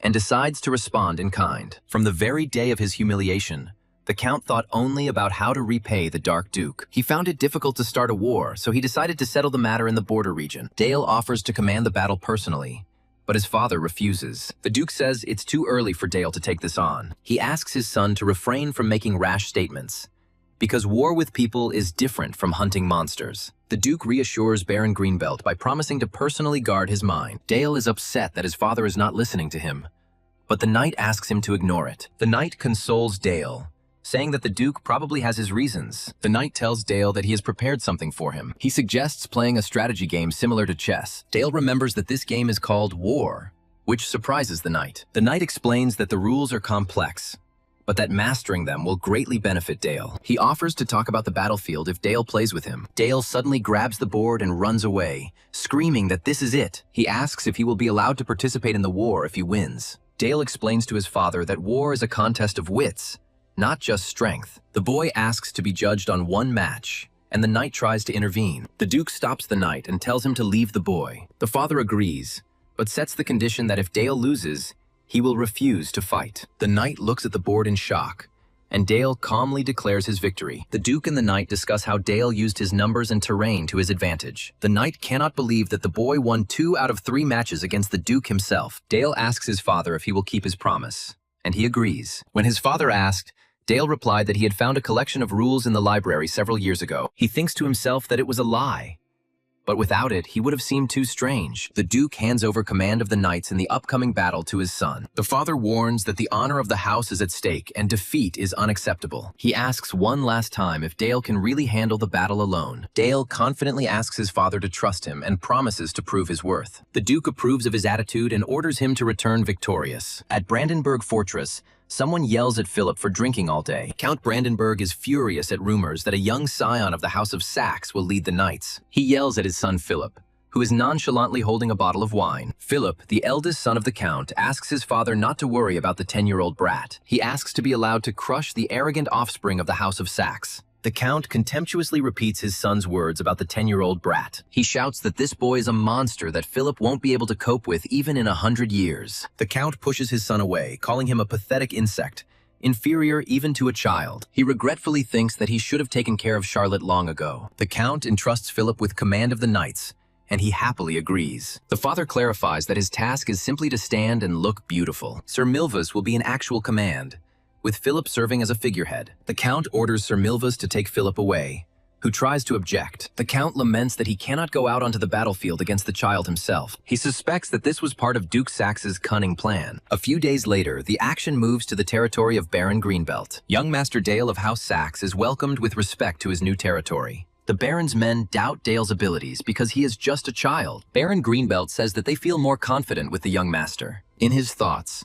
the Baron laments that only a child was sent to help him. The Baron invites the young gentleman to a banquet, but he resolutely refuses. Dale draws his sword and declares his intention to inspect the troops. With a sly smile, the young gentleman asks who is the strongest soldier. The red-haired knight steps forward, boasting of his strength and mocking the boy. Dale, thrusting his sword into the ground, calmly notes that they doubt his abilities. He says with a grin that their doubts are understandable since he is a 10-year-old who was put in charge of the squad. Dale states that he too has the right to doubt them and suggests settling the matter with a sword. He ridicules the so-called strongest knight, whose boasting has already confirmed his doubts. The knight accepts the young gentleman's challenge and prepares for the duel. The knight introduces himself as Harbak and vows to defend his knightly honor. Dale, sword over his shoulder, asks if the knight has heard of his blade. Harbak mentions the infamous special sword, and Dale is surprised by his confidence. Harbak suspects the boy has an ace up his sleeve and charges. A sudden force throws Harbak back at the very beginning of the fight. The knight's sword collides with an invisible barrier of dark energy around Dale. Harbak launches a series of attacks, but each one is repelled by a dark aura. The knight, in despair, realizes that he cannot even put aura into his strike. Dale stands calmly, surrounded by dark energy, and creates a magical shield. Harbak looks in horror at the dark magic that takes the form of claws. Dark tentacles of energy begin to whip and attack the knight from all sides. Harbak struggles to fight back, cursing the artifact that is preventing him from concentrating. Dale easily deflects another attack from Harbak with his magical shield. Dale calmly assesses his opponent and finds his skill unimpressive. Harbak is down and screaming in pain, and the Baron screams his name in panic. The Baron runs up to the wounded knight, not believing that he was defeated so easily. The Baron is furious and accuses Dale of incapacitating their best knight. Dale calmly addresses the Baron, asking if he doesn't realize the situation. He states that with such pathetic knights, they will only become a burden in the coming battle. Dale asks if this man really is the strongest warrior in their order. He proclaims that the House of Sax will always stand up for an ally without hesitation. Dale announces that for now, the Knights of House Sax will act as their sword. He offers the Baron and Harbak a choice as his knights line up behind him. The young gentleman stands before the line of knights, radiating confidence and strength. The scene changes, and we see a crying blonde woman being comforted by someone. The long-haired man says their child exceeds all expectations. He is confident that when their son grows up, he will reach unimaginable heights. The father believes that his son will lead the world, but Dale himself, in his room, considers it hopeless. He realizes that he has lived like a frog in a well, and is only now beginning to understand the scale of the world. Realizing that the enemy will attack because of rumors, Dale comes up with a plan. The next day, the sounds of grueling training can be heard near the castle. The knights exhaust themselves with training with a huge stone, and one of them can no longer continue. Dale, sitting on the throne, calls the knight a weakling and doubts his right to be called a Knight of the North. The knight complains about his injury, but Dale coldly replies that he did nothing and is already whining. He orders Sir Bale to train Baron Greenbelt's knights, starting with endurance. Dale then orders an ambassador to be sent to Baron Parker with a proposal for negotiations. He smirks, explaining that he just wants to see someone before the battle begins. A tent is erected on the border between the two baronies to conduct negotiations. Dale sits at the table thinking that they have a couple of weeks left at most. He analyzes the map, realizing that the enemy with low supplies will strike first. Baron Parker's forces cannot be underestimated. They pose a serious threat. Lord Philip and his companion enter the negotiating tent. Dale thinks with a smile that, as expected, the enemy sent exactly these two. He recognizes the pawn, Commander Philip, and behind him, Sir Milvas, the real commander. Philip greets Dale, who greets him with laughter. Philip asks with a grin if they really want to negotiate. Dale responds by asking why they accepted the request to negotiate in the first place. He declares that the puppet's opinion does not interest him and turns to the real commander. Dale speaks directly to Sir Milvas, the true sword, shocking Philip. With a sly smile, Dale asks if he's right. Sir Milvas tries to restrain an angry Lord Philip, who insults Dale. Milvas recalls that Count Brandenburg considers Philip a disgrace, and that this is a secret. Dale asks Philip what it's like to have your own father disrespect you. Sir Milvas declares the negotiations over and calls for Lord Philip to leave. Philip, clenching his fists in anger, agrees to return immediately. Dale notices that Milvus didn't even pretend to ask his lord's opinion. He mockingly compares Philip to a little dog and doubts his status as the firstborn. Philippa is infuriated by the comparison to a dog on a short leash. Milvus tries to calm him down again,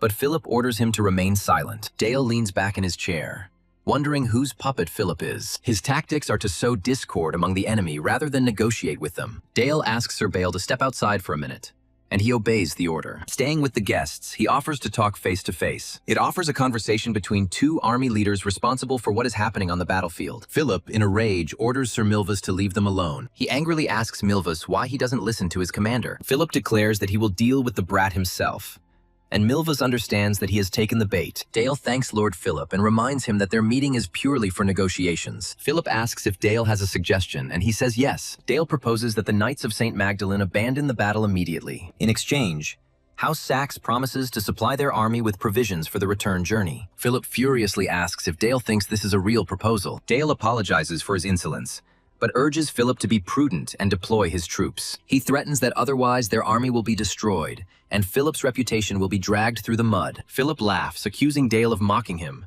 but he only smiles regretfully. Dale calmly states that this was their last chance and asks if they weren't scared. He explains that after losing the battle, all the blame will not fall on Sir Milvus. The blame will be placed on the Count's incompetent and useless firstborn. Philip leaves, throwing in a parting remark that he who laughs last laughs best. Dale calmly accepts the challenge, replying that everything will be as Philip wishes. Negotiations failed, and preparations began in Greenbelt baronies soon after. Philip stands on the wall and asks for a report on the actions of the enemy army. He is informed that the House of Saxe has begun mobilization, and the Count reflects on Dale's composure. The Count admits that the boy is not simple and should not be underestimated despite his age. But while Dale is only 10 years old, they have a certain chance of winning. Philip decides to destroy him before he has time to spread his wings. He calls on his knights to teach the impudent boy courtesy. Dale is informed that the enemy's main forces are on the move, and he is pleased. He shouts to his warriors that their hour has come. Dale leads the knights into battle to show the enemy that they are not to be trifled with. Philip also gives the order,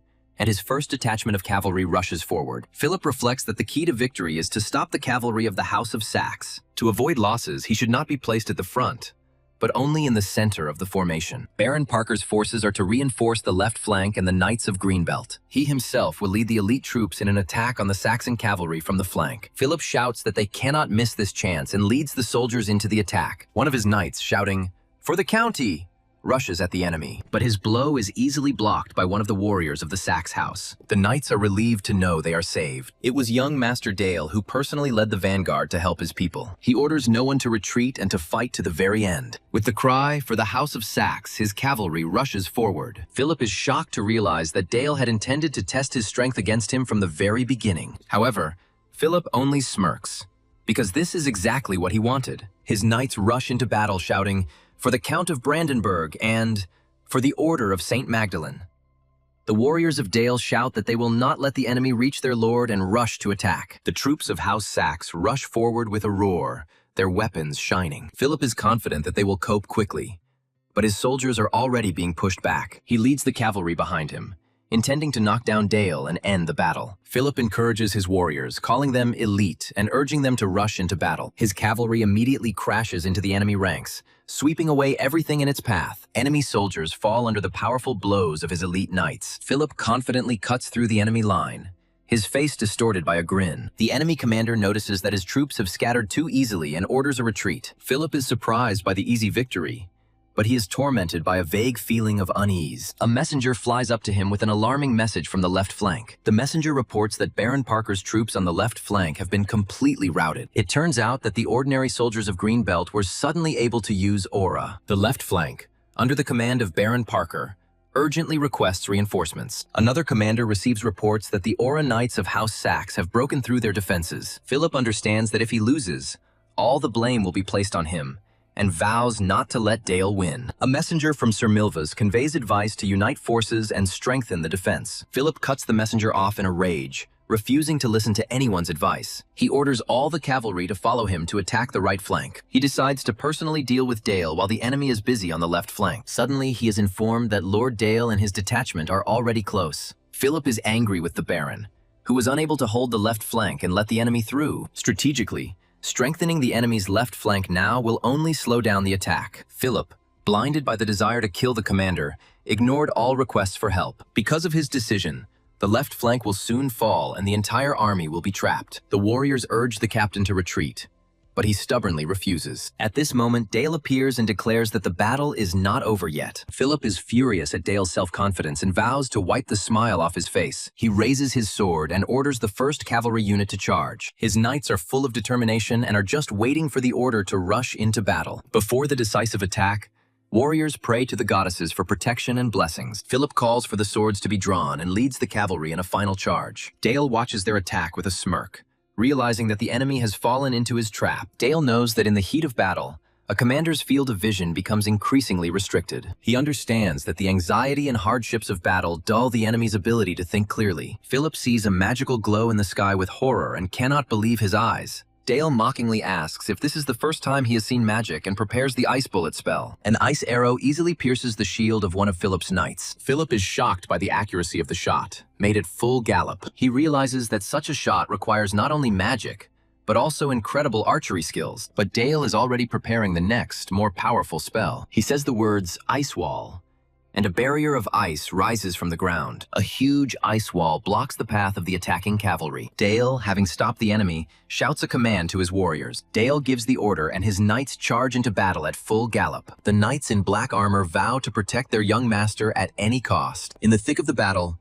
one of the knights in black falls, struck down by an enemy blade. The enemy commander realizes that their real goal was to divide his forces. He sees one of his lords being beheaded and realizes he has made a mistake. Because of Philip's mistake, his army shifted its forces to the right flank, destroying the entire formation. In a rage, the commander rushes forward on his horse. Realizing that he has only one way out, he puts all his power into the sword, which begins to glow with a golden aura. Breaking through the ice barrier, he rushes straight towards Dale. The commander raises the shining sword above his head, confident of his victory over Dale. The next moment, the commander is already on his knees, and Dale mockingly speaks of his strength. Dale explains that the Order's combat doctrines have become their greatest weakness. He remembers how in a past life he was their prisoner and learned all their customs. Dale confidently declares that he knows them like the back of his hand and receives good news. The commander learns of Baron Parker's capture and blames it all on Philip's stupidity. The commander asks if Dale planned this trap from the very beginning. Dale replies with a smile that anything can happen on the battlefield. He adds that in the chaos of battle, the losers have only their own stupidity to blame. He offers the captives to buy their lives for gold, following imperial traditions. One of the knights angrily shouts that he would rather die than beg for mercy. Dale calmly says, "So die." And the daring knight is immediately pierced with a blade. The remaining prisoners scream in horror as they see their comrade die. The commander clenches his teeth and firmly declares that he is not afraid of death. The commander thinks that his death will show the others how dangerous their enemy is. He orders his men to kneel, to beg for mercy. Dale looks at them and says that if they are ready to pray, then there is no point in delaying. With a creepy smile, he announces that none of them will survive. He then gives his warriors a merciless order to kill all the prisoners. Even his own soldiers freeze, for such an order violates imperial customs. However, the voice of their master was adamant, and the warriors prepared to carry out the order. For the Knights of Saxe, there was only an order, and they carried it out without hesitation. The commander understands that only one person is to blame for this tragedy. Unwilling to give up, he lunges at Dale with his sword in a last, desperate attack. But his attack is immediately interrupted by a counterattack. Dale's warriors pin the fallen commander to the ground with spears. Dale leans towards him and asks if he remembers his death. He whispers with a smile that he remembers perfectly the knight's face on the night of his death. In Dale's memories, Sir Milvus watched in cold blood as he was killed. Dale looks into the dying man's eyes and repeats his question. Sir Milvus is horrified to realize who is in front of him and whispers that this is impossible. Dale releases dark energy that attacks his opponent. With a satisfied smile, he says that he finally feels satisfied. Philip comes to his senses and realizes with horror that the battle is already lost. He recalls how the right flank of the cavalry was routed and Sir Milvus and his knights were killed. The left flank also fell, and the main forces of the enemy surrounded his cavalry. Philip is haunted by the image of Dale with his creepy grin. His knights desperately beg him to make some decision. Philip suddenly declares that they can't lose so easily. He orders everyone to stand to the death, for their order will never fall to its knees. One of the knights tries to object, but Philip angrily cuts him off. Philip calls on everyone to rush into the final battle, not listening to his subordinates. He screams in panic for protection while his knights die. He thinks in horror that he would rather die in bed than on the battlefield. The battle is over, and one of the warriors praises Dale for the perfectly executed plan. Dale calmly counters that those are big words for someone who's just trying to escape. Philip justifies himself by saying that as a commander, he is obliged to survive at any cost. Dale says that since the battle is over, Philip has no more reason to live. In a last desperate attempt to save himself, Philip accepts a challenge to a duel. Dale's subordinate thinks this is absurd, but the boy confidently says that everything is fine. Dale accepts the challenge and Philip smirks smugly, anticipating victory. Philip rushes into the attack with a cry, confident that he has caught the boy. But Dale easily stops his sword with one hand using dark magic. Disarmed, Philip falls to his knees and begs for mercy in horror. Dale notes that his enemy remained pathetic until the very end. Dale returns home victorious, where he is greeted by a cheering crowd. People glorify him for the destruction of the knightly order of St. Magdalene. But not everyone in the crowd is happy, because a sea of blood was spilled on the battlefield. The priest, with a sly smile, wonders if God wanted all these people to die. Cardinal Nicholas reflects that the child's blade is currently aimed at the enemy, but that could change. A little girl named Liz runs happily towards him. Dale hugs his sister and asks if she missed him, and she happily confirms. Sir Helmut congratulates the young gentleman on his victory in his first battle. Dale kneels before the ruler and officially reports the defeated enemy. The ruler praises him for the work he has done and the victory he has brought. She smiles and suggests that he must be very tired after the battle. Dale thanks his mother for her concern and permission to go and rest. He hadn't been home for months, and only now did he really feel it. Meanwhile, a certain gentleman asks two wounded men where Philip is. The wounded man reports that their entire knightly order was destroyed. The survivors report that the House of Saxe has captured Philip and is demanding a huge ransom. The Count, in a rage, shouts at his subordinate for running away to save his own skin. The frightened youth begs for mercy, admitting that he has no excuse. The Count orders the deserters to be thrown into the dungeon, where torture awaits them. Word gradually spread about the battle, which became a turning point. Dale, who showed no mercy to his enemies, was proclaimed the Dark Lord. On his 11th birthday, the boy receives news of a gift. His father announces that he will appoint him a Viscount at the upcoming ceremony. The title of Viscount gives him the powers of an official representative of the Lord. The boy thanks his father, but says he wants to add something. He mentions rumors of his cruelty in battle and the killing of all prisoners. He tells his father that the church will not like the news of the knights who died at his hands. With a smile, he asks to be sent on a pilgrimage to atone for his sins. His father doesn't understand him, because fear is a huge advantage. The boy confidently replies that the church's favor is worth it. The father guesses that his son is up to something again, and he confirms it. He's going to make them an offer they can't refuse. In addition, this will allow him to gain access to forbidden grimoires. A few days ago, the boy was tormented in bed by nightmares. He dreamed of a skeleton with a dagger, who asked him if he remembered his death. The voice in his head says that they remember their death. The boy wakes up in horror, clutching his heart and calling it a nightmare. This place is called the Abyss of Reason, and it is the darkest place he has ever seen. For a magician, the practice of control over one's inner world is everything. But he is tormented by loneliness and nightmares emanating from this very world. He understands that he is still too inept and needs more strength. Just as a sword faithfully serves a knight, so grimoires serve magicians. They are riding in a carriage on the border of the territories of Baron Grivelt and Baron Parker. For the defeated Baron Parker, there was only one option left. That option was robbery, and the riders prepared to attack the cart. The fired arrows hit the ground around the cart, but missed their target. One of the robbers angrily asks how they dared to enter without permission. The robber declares that it is natural to pay a fee to enter a nobleman's lands. The companion agrees and says that he has prepared a certain amount for payment. The leader of the bandits smiles, saying that he loves understanding people. Seeing the bag of gold, the robbers are surprised by the large sum. The robbers let the cart pass, and their leader wishes them to come again. Soon the road is blocked by a new group led by Baron Parker himself. They shout how travelers dare to set foot on their territory without paying a fee. The companion says they have already paid and asks about the legality of the double duty. Two of the Baron's men laugh and call his words complete nonsense. The leader of the bandits shouts that he sees travelers for the first time, and his accomplice boasts of his knowledge of the laws of the empire. The mustachioed robber demands that everything be given up if life is dear, calling this an unspoken rule. The boy in the cloak smiles slyly and says that he remembers everything differently, which surprises the mustachioed robber. The robber, in horror, recognizes the boy and his companion, exclaiming, "Is this really young Master Dale?" The mustachioed bandit tries to calm his men, urging them not to panic, since there are only two opponents. He convinces his men of victory and orders the archers, who have taken up a position on the hill, to take aim. Dale's companion calmly asks what the order will be, to which the boy replies that it's time to finish. Dale gives the order to kill everyone, and the leader of the bandits in response orders the archers to shoot. The archers release a cloud of arrows that fly straight at Dale, but he remains completely unfazed. The bespectacled companion stands in front of the boy and with one swing of his huge sword, deflects all the arrows. Shrouded in a dark aura, the companion says he understands the order and calls Dale Lord. He leaps towards the archers, swinging his sword, and one of the bandits looks at him in horror. With one blow, he cuts off the archer's hand, who screams in unbearable pain. Dale's companion continues to attack in a vortex of dark energy, easily dispatching the remaining bandits. The leader of the bandits watches the carnage in horror, muttering that this cannot be and begging for mercy. He falls on his knees before the boy, begs him to forgive him, and vows to be faithful for the rest of his life. Dale looks at him with a sly grin, listening to the goddess's pleas for mercy. The narrator reports that Dale encountered many such bandits during his journey. The companion informs the young gentleman that they have finally arrived at their destination. Before them opens a view of a majestic city,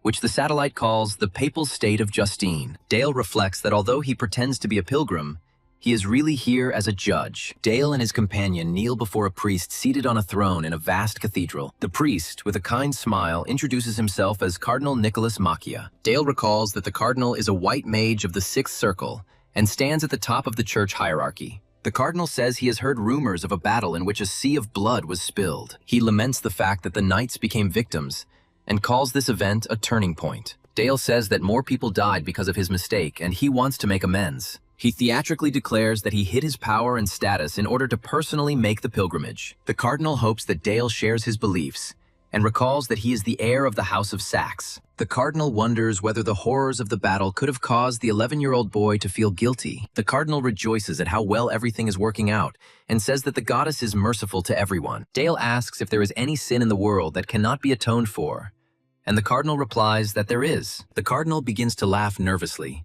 saying that this joke has gone too far. Dale reminds him of the times when the theocratic state was annexed by the empire. He says the cardinal was among those who urged the archbishop to surrender, but he was adamant. Ultimately, the archbishop was betrayed and killed as a result of a conspiracy between the cardinals and the empire. Dale furiously asks if the goddess has forgiven the cardinal for the sin of selling his country. The cardinal is enveloped in a golden aura, and Dale screams at him for daring to speak of redemption. Dale accuses the cardinal of heresy and ridicules his belief in the goddess's favor. He shouts, "Does the cardinal really think that the world will remain indifferent to the murder of the duke's representative? The duke will not dig into the church's dirty laundry, so we want payment for our silence." Dale stands before the cardinal, who sits on a throne surrounded by golden light. Grinning, he says that he heard about a secret archive with forbidden books in the dungeon. He demands full access to heretical writings, mentioning the most terrifying grimoire. This grimoire turns out to be the Book of the Black Goat, kept in the dark library. Dale goes down the stairs with a lantern,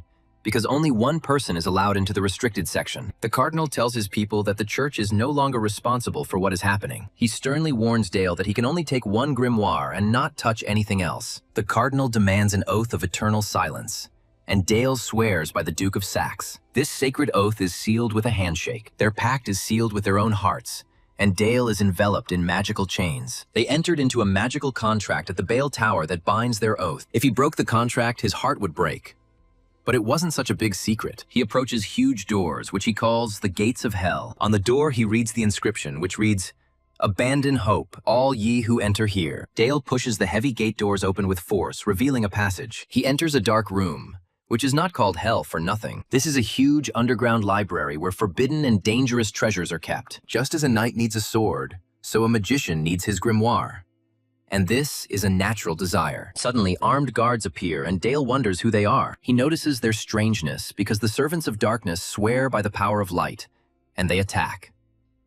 The guardians surround him, but the dark energy is already beginning to escape his control. Dale gloats that no one is watching here, which means he doesn't have to pretend anymore. He uses the Shadow Bullet spell and destroys the guards with streams of dark magic. Standing over the fallen bodies, he relishes the opportunity to unleash his true power. He takes out a dagger, saying that it is now time to finish things. With a bloody dagger in his hand, he introduces himself as Dale of House Saxe. Drops of blood fall to the floor as he proclaims himself the Duke's true heir. He calls upon the Black Goat, urging him to appear and fulfill the contract they made. An invisible voice cries out in delight, "How powerful the blood is!"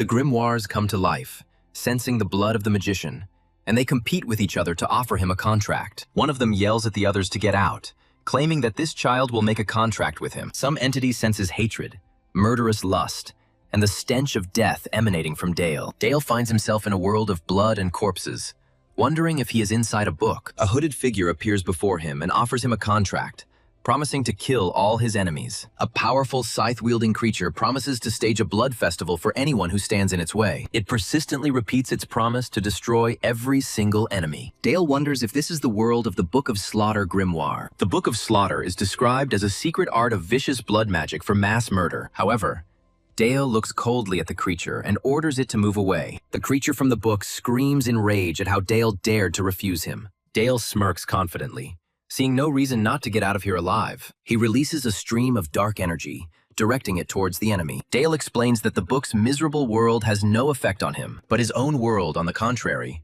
is capable of changing reality. His world consumes others, because he is a monster thirsting for destruction. Dale boasts that his kill count surpasses anything he's ever seen. The enemy cries out in pain, unable to withstand the pressure of Dale's aura. The monster with bloodshot eyes is not going to give up so easily, but the next moment, an invisible force cuts him in half. The creature looks at its parts in shock, not believing what happened. The grimoire's world cracks and crumbles, and Dale notices someone else. A horned girl appears behind him and asks why he summoned her. She admits that she is very glad to meet him, because she was terribly lonely.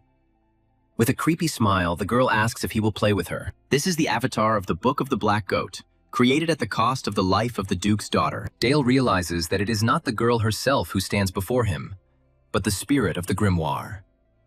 He offers the Black Goat's daughter to sign a contract with him. They are transported to a snowy world, which delights the girl. Turning around, she says with a smile that she really likes Dale. Suddenly, the priests appear, shocked by what they see. Dale didn't expect the cardinal to actually get his hands on the book. He calmly greets Cardinal Nicholas, who has arrived from afar. Dale smirks and suggests that the oath alone wasn't enough. He announces that they have come into the world of darkness to get rid of him. The cardinal nervously justifies himself, saying that he was simply worried about Dale. A horned girl with a predatory look asks if she can eat them. Dale allows it, warning that it's not his fault if she gets a stomachache. The frightened cardinal begins to offer a prayer for salvation. He calls upon the spirit of the holy martyr, begging for mercy. His knights kneel, asking for the goddess's blessing. The Lord of Light answers prayers, and warriors gain angelic wings. The cardinal orders the angels to rid them of the devil's servant. Dale just smirks, knowing that the battle will not be easy. 3 winged warriors dive down on him from the sky. Dale easily dodges their coordinated attack. He prepares to counterattack, and dark magic thickens at his feet. With the Shadow Bullet spell, he fires projectiles of darkness at the angels. The angels dodge, and Dale praises them for being as agile as expected. The cardinal mocks that a third circle mage will not master the book's power. The cardinal calls on everyone to praise the angel who has appeared and is hovering above them. The horned girl screams in rage at them to shut up. She releases streams of dark energy attacking angels. Angel notices that the dark tentacles did not harm them. The angel prepares to strike, but the girl only smiles ominously. Suddenly, tentacles of darkness attack and push back the angels. The cardinal runs up to the fallen angels, concerned about their condition. The angels, struck by darkness, writhe in agony and begin to praise him. The cardinal looks at what is happening in horror, not understanding what has happened. One of the angels, distorted by darkness, says that he has not smelled this smell for a long time. The girl smiles maliciously, anticipating the pleasure of their suffering. The cardinal is horrified to realize that the boy who summoned her cannot be ordinary. He recalls that even the most flattering titles did not describe the boy's entire essence. An image of a boy who is a true spawn of the devil comes to his mind. The boy reminds the cardinal of their agreement that neither party would bear any liability. The frightened cardinal, kneeling, begs for mercy and to be allowed to live. The boy asks with a smile what the cardinal can offer him in return. The cardinal, in desperation, offers money, a church position, and all his influence. The boy finds the offer tempting, and the cardinal asks what exactly. With a wide smile, the boy replies that he wants to take everything the cardinal has. He says they will have to change the contract to a vow of absolute obedience. At that moment, a cardinal named Nicola had no other choice. The horned girl tells the boy that he is a lot of fun to play with. She likes his world, so she will wait for the next command. With a creepy smile, she asks if he is afraid of her. The boy reflects that she cannot be summoned carelessly because of the enormous danger. He can't control her power yet and must use it as a trump card. She asks hopefully if he will invite her to play again. He promises that they will meet again, And the girl exclaims joyfully. The boy smiles and confirms his promise to play together again. Her voice echoes that she looks forward to their next meeting. The boy is left alone, and the narrative concludes with a hellish mess. The eldest son of the House of Saxe received repentance for his sins from the cardinal. A sacred ceremony was held as a reconciliation between the houses. The boy smiles, because now no one will dare to stand in his way. Several months later, a blonde woman with a huge sword stands in the snow. A man in armor approaches a young lady with a proposal to begin. The girl prepares for battle, her blade enveloped in a dark purple aura. She concentrates, channeling powerful energy into her massive sword. The man admiringly praises her for her perfect mastery of the aura blade. Dale of House Saxe asks Charlotte to swear an oath of allegiance. Kneeling, the girl with the large sword solemnly swears. He asks if she swears to protect the weak and punish evil. Having received the oath, he names her Lady Charlotte, his knight. Dale hopes she doesn't change her mind, and Charlotte confirms her decision. She admits that she likes the sword of the House of Saxe because he made it what it is. In the past, she herself preferred a huge two-handed sword to a light rapier. Dale reflects that he underestimated her talent,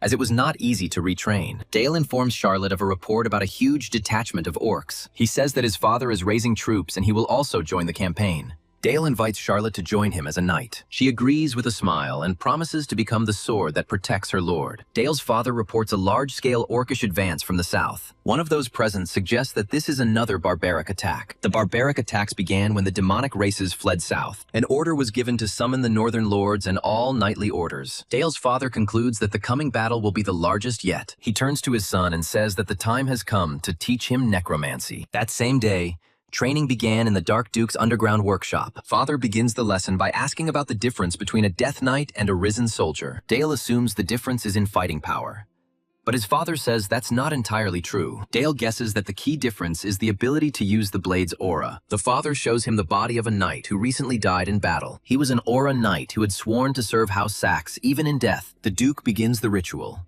channeling dark energy into the body of the fallen warrior. He explains that the higher the level of the Aura Knight was in life, the stronger the Death Knight he resurrects becomes. Father tells us to remember that these are proud knights both in life and after death. Dale's father calls him to follow him, promising to show him something important. As they descend further, Dale is surprised at how deep they are underground. Dale's father asks if he knows about the founder of their house, Frederick. Dale remembers that the immortal Duke's grimoire is in his heart. Dale replies that he knows about him from books, and his father calls his ancestor a monster. His father takes him to the portal to show him the results of his ancestor's research. They pass through a barrier accessible only to the descendants of the Saxe family. Beyond the portal, Dale sees a huge army of knights in dark armor. Father reveals the secret discovered by the Duke: controlling the dead without spending mana. The heads of House Saxe have been secretly building an army of the dead, the Order of Death, for centuries. In the memoirs, his father praises little Dale for his determination and will. Dale realizes why their home has become isolated from the world,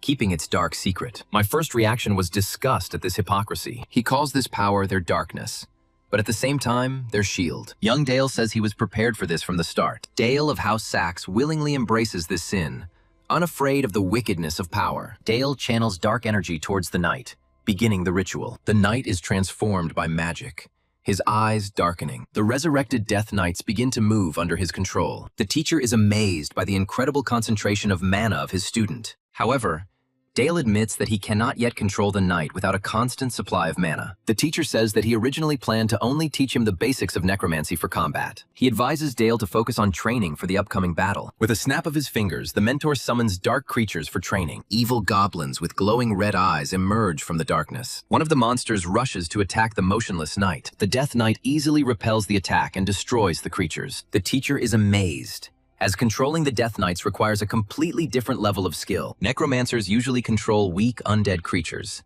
but Dale was able to subjugate an elite warrior. The memories are replaced by a scene of Dale training with an elf in a snowy forest. The elf remembers how Dale pretended to be an innocent child, saying that he liked her. She understands that behind his words there was coldness, darkness, and a desperate thirst for recognition. Their water magic training creates a powerful shockwave. The teacher praises him for his success in water control, and he talks about his promise to his father. She notices the worry on his face and asks if something is wrong. He asks if she will love him when she sees his ugly side. Dale fears he will disappoint her when he embraces his family's dark legacy. In response, the elf gently takes his face in her hands. She reminds him that elves live a long time, and she will see him as an adult. She thinks to herself why she cares so much about the fate of this child. Word of Dale's victories spread far and wide, causing both admiration and gossip. They call him the God of Carnage. But she doesn't want him to follow the path of a killer. She promises to stay by his side until he decides on his desires. She adds that she will be there not as a teacher, but as an ordinary woman. The elf smiles cheerfully and suggests returning to the lesson. Stunned by her words, Dale suddenly hugs her. He sincerely says that he likes her very much, calling her Sepia. She hugs him back, feeling the warmth that drives away her loneliness. All the lords of the north gather in the duchy to repel the barbarian raid. One of the lords, Wilhelm Gazelle, introduces himself to the assembled group. He greets the Grand Duke and reports on the number of his troops. By order of Duke Saxon, all the lords gathered in one place. Among the aristocrats full of ambition, Lord Gazelle introduces his son Bat. Dale listens with a cold expression as fathers brag about their children, seeking favor. Even in the lead-up to battle, the aristocrats continue to engage in small talk, strengthening their factions. Bat, Lord Gazelle's son, approaches young Master Dale to pay his respects. With her eyes shining, Beth tells Dale that she longs to share his valor on the battlefield. The young ladies enthusiastically surround Dale, saying that he is more gallant than they say. Dale smiles sweetly at the lady, but inside he is tired of this excessive attention and politics. An unfamiliar knight in black armor approaches Dale and the ladies surrounding him. The stranger says that he has heard about Dale's martial prowess and wants to see it for himself. The elderly lord angrily scolds the knight Yonez for his insolence in front of the young lord. Dale calmly asks the knight if he is Sir Jones, Baron Kenneth's second son. Dale looks at Yonez thoughtfully, echoing his desire to see his skill. He asks Jones directly if he wants to test his abilities, and he remains silent. Yonez kneels, calling Dale the Empire's greatest genius and remembering his victories. Yonez assures that he has no doubt in his abilities, because a military genius stands before him. Yonez challenges him to fight in order to learn something. While the Lord furiously orders Yonez to leave, Dale only smiles mysteriously. Dale recalls hearing about Yonez commanding a squad of 100 mercenaries. Dale reflects with interest on how Yonez became a knight-errant. Dale realizes that for a second son without an inheritance, this is a risky way to prove himself. Dale decides that such a person could be useful and accepts the challenge with a smile. The duel is organized on the spot, as it is an excellent opportunity to demonstrate strength before the war. The Dark Duke sees no reason to interfere, and Yonez prepares for battle, drawing his sword. Dale warns Yonez that his own sword is no ordinary weapon. Dale generously allows Yonez to use his aura, much to his surprise. With a confident smile, Dale challenges Yonez to fight at full strength. The duel begins, and Yonez, surrounded by a purple aura, rushes forward. Yonez is still a bit of a handyman with his aura, but his control over it is already impressive. In response, Dale summons his dark aura, and from it, a black sword is formed. Yonez looks at the young master's famous black sword with awe. Jones jumps and delivers a powerful punch from above, putting all his strength into it. Dale effortlessly blocks Yonez's powerful blow with his black sword. The blades clash with a clang, but Dale holds his ground confidently. Yonez understands that, unlike him,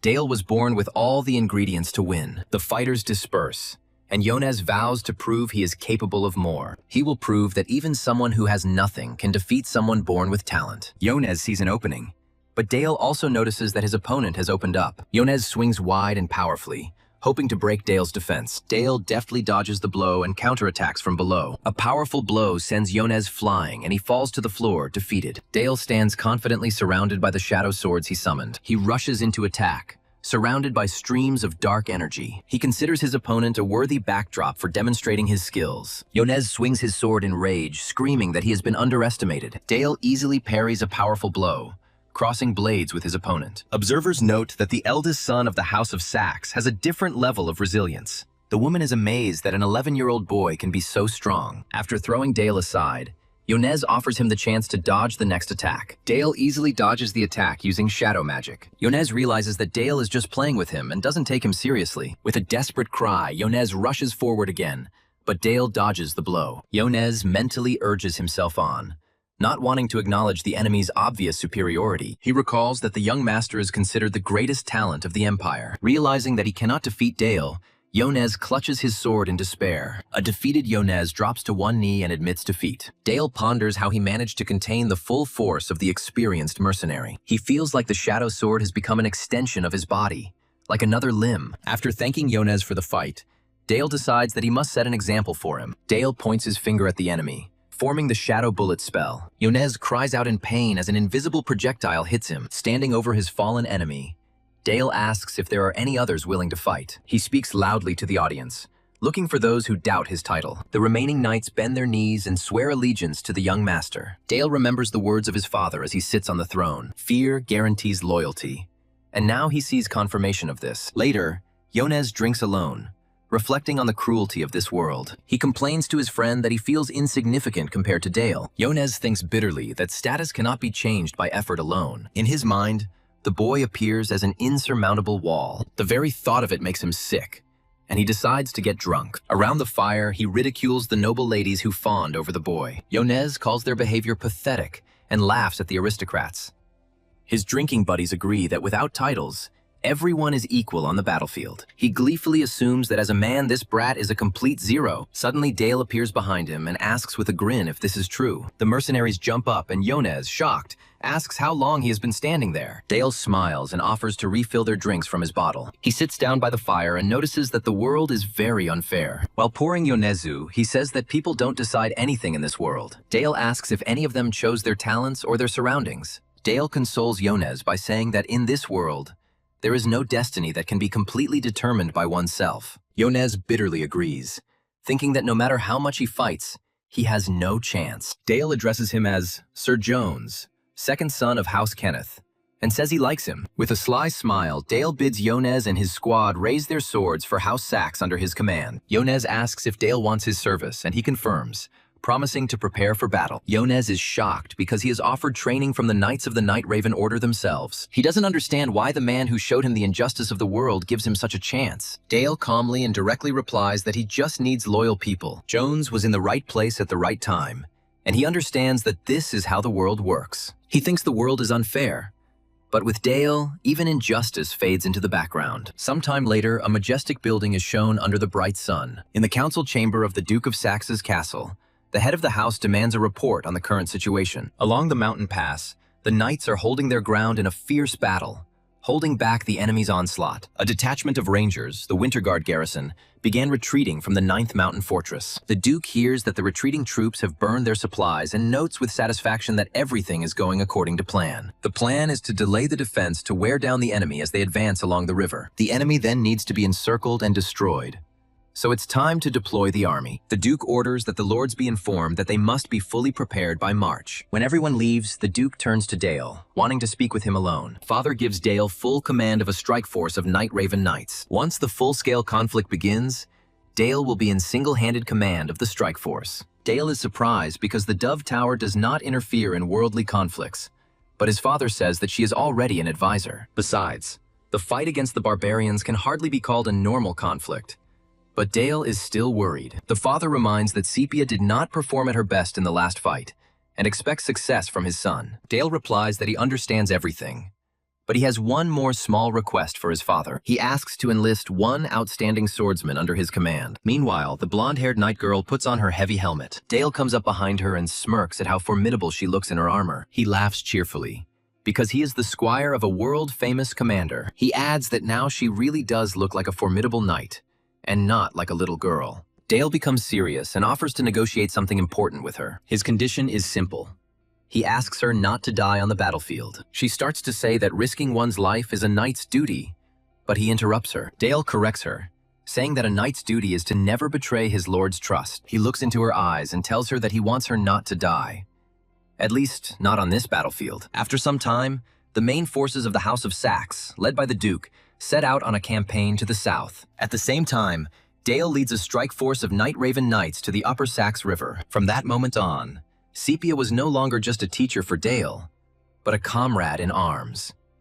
At dawn, Dale's strike force camp was spread out in the Upper Saxe River Valley. Dale stands in the middle of the camp and calls out to Sepia, who is waiting for him in a hooded cloak. Sepia asks Dale why he is still awake at such a late hour. Dale cryptically replies that he is simply following his heart. Suddenly, an alarm sounds and Sepia turns around in surprise. Dale immediately gives the order for everyone to prepare for battle and march out. He realizes with annoyance that the enemies struck first, getting ahead of them. An excited Lord Bale runs up to him with a report on the situation. Bale reports thousands of orcs breaking through the river, indicating their haste. Dale orders Bale to take 4 battalions of cavalry and attack. He himself will lead 2 battalions behind enemy lines, and Bale accepts the order. Archers on the shore notice orcs who are already crossing the river. The commander orders to prevent the monsters from getting out onto land and to take aim. A volley of arrows rains down on the orcs running through the shallow water. Dale mentally asks Bale to hold on and buy him time. Meanwhile, in the forest, 2 mysterious cloaked figures watch the battle. Another squad of archers, hidden on the rocks,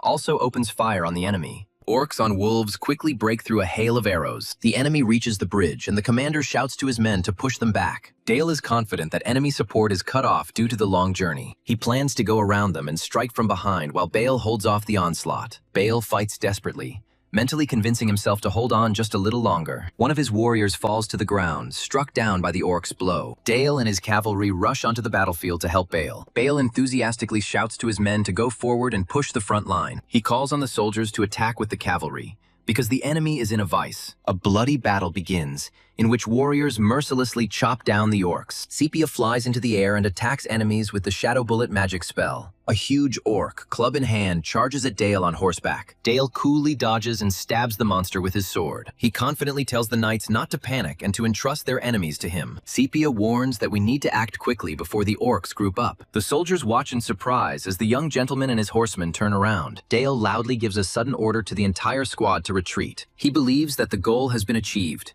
because a perfect victory is not always necessary. Now we need to lead the enemy away from the reinforcements in order to defeat him later. Orcs on wolves furiously rush in pursuit of the retreating detachment. The mysterious masked rider notices that his target has an ordinary horse. Sepia sees a new threat and desperately screams at Dale to watch out. Suddenly, a wall of ice spikes rises from the ground, blocking the way. The masked rider responds to the ice with fire magic, trying to break through the barrier. Fire meets ice, and a powerful explosion illuminates the night forest. A fiery explosion engulfs the enemy, who screams in pain under the impact of blue magic. The riders look at the remains in horror, and the young man understands what kind of magic this is. He realizes that they are facing pyromancers, the Inquisitors of the enemy tower. The Inquisitor is a battle mage of the Red Tower whose goal is to incinerate the enemies of the Empire. The young man understands that the magicians from the Red Tower have come specifically for his teacher. She orders her people not to stop and not to form groups. The young man realizes that they have found themselves in the worst possible situation. Trying to regroup and attack is tantamount to suicide due to the enemy's strength. But if they scatter,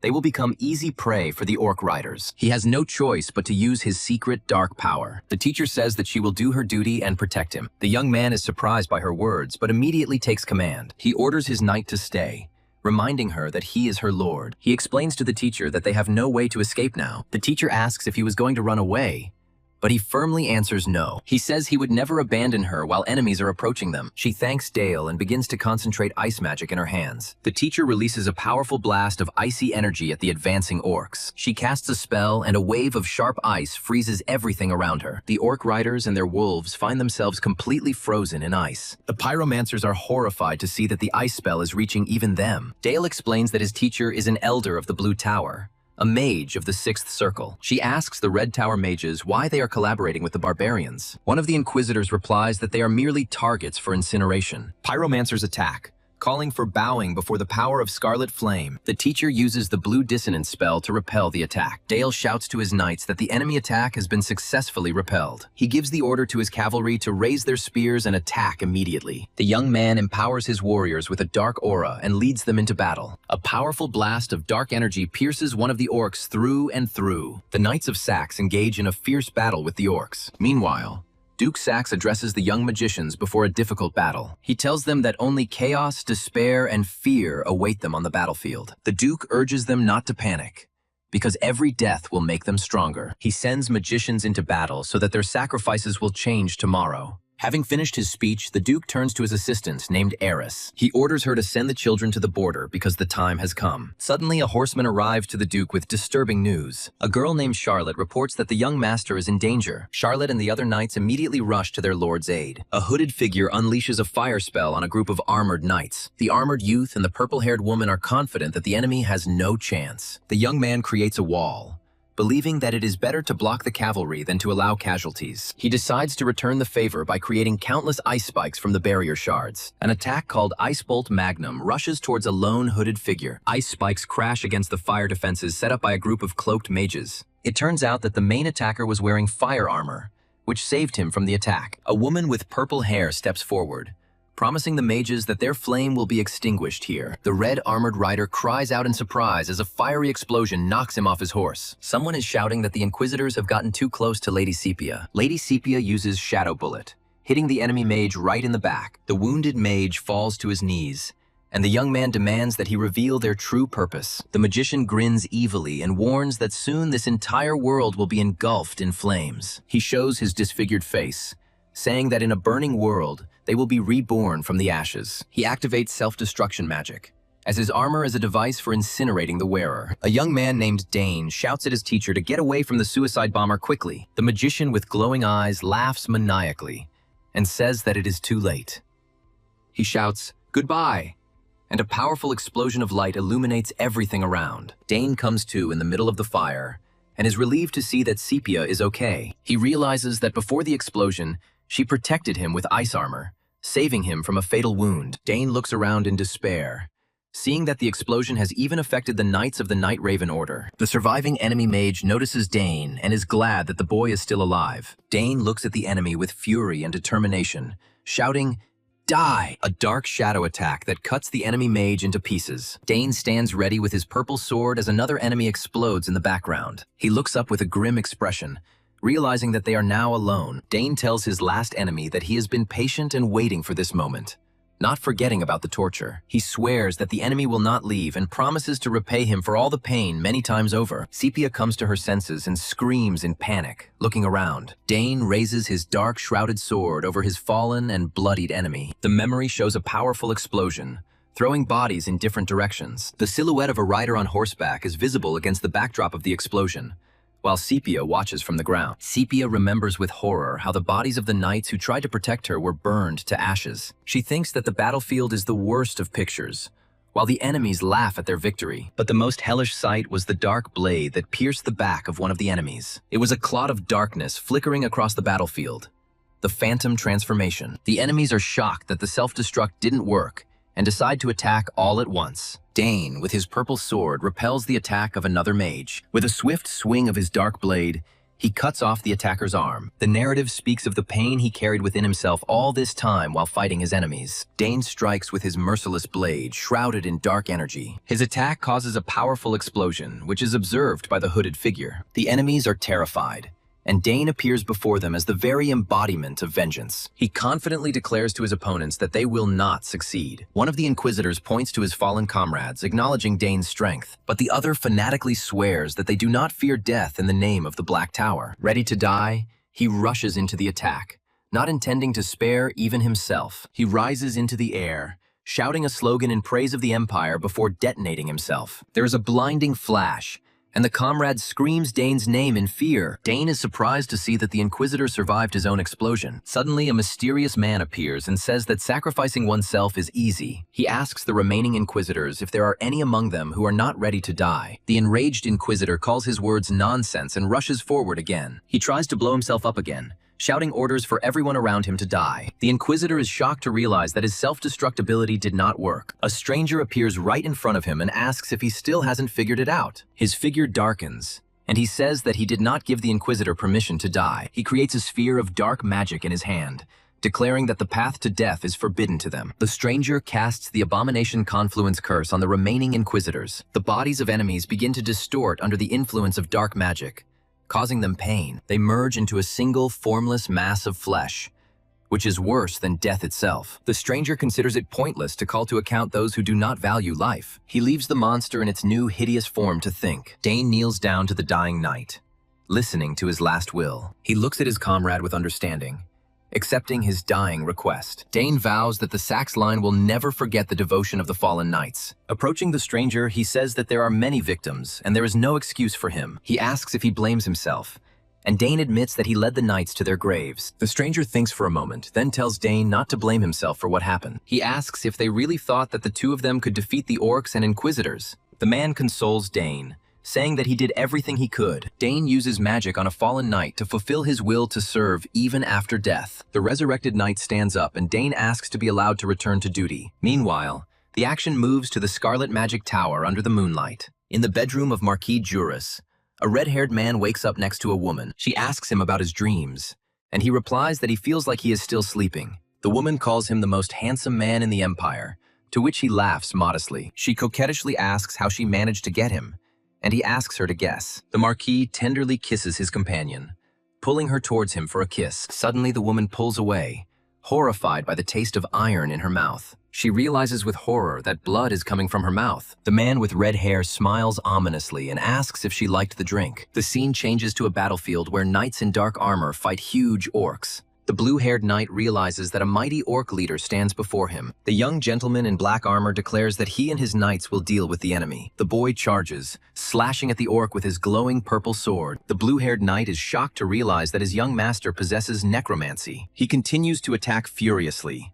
his sword leaving a purple trail in the air. The knights begin to retreat under the enemy's onslaught, but their commander remains in place. The knight tries to protect his master by shouting about the danger, but he remains calm. He concentrates the magic, counting the revolutions per minute and realizing that it is not enough. The young man decides that he needs to summon an even more ferocious and powerful force. A horned demoness appears behind him, hugs him, and offers help. He understands that accepting her power in front of everyone is too risky. The demoness reassures him, saying that she likes his world and will not harm him. She promises to never do anything he might not like. With these words, she envelops him in dark energy and invites him to play together. A huge shadow grows behind the boy, giving him a frightening appearance. The orc leader looks with surprise and fear at the young man who has gained new strength. He uses a new ability, Shadow Stalker, attacking the enemy with tendrils of darkness. Dark tentacles pierce the orc leader, causing him to drop his massive axe. The knights shout with delight, celebrating their young master's victory over the orc leader. Having defeated the orc leader, the Dark Prince became famous as the defender of the North. The story moves to the Magic Tower of the North, a majestic structure. In the tower, a long-haired man asks a subordinate about the results of the investigation. The subordinate reports that the enemies knew their plans, which means there is a spy among them. When asked about suspects, the subordinate names some truth monsters. He asks in surprise if the elders of the Black Tower are in cahoots with the Scarlet Tower. The narrator explains that the Black and Red Squad was created to solve common problems. After the war, the detachment was disbanded, but some of its members joined the Red Tower. The action moves to an underground workshop, where a boy stands over a bound knight. He looks at the bodies of his faithful knights who sacrificed themselves in battle. The boy tells his lord that as their master he must respect their will. The duke reflects on his son's potential and the darkness that could engulf him. The father tells his son that one day he will grow up, surpass him, and lead the Black Tower. The boy immediately understands the hidden meaning in his father's words. He realizes that he must kill the head of the Black Tower, his father, with his own hands. Returning to the present, the young man, surrounded by a dark aura, asks about the conditions of the duel. He is determined to understand what exactly his father meant when he spoke of the top of the tower. The father encourages his son to show him everything he is capable of in the upcoming fight. The youth calls two warriors from the darkness,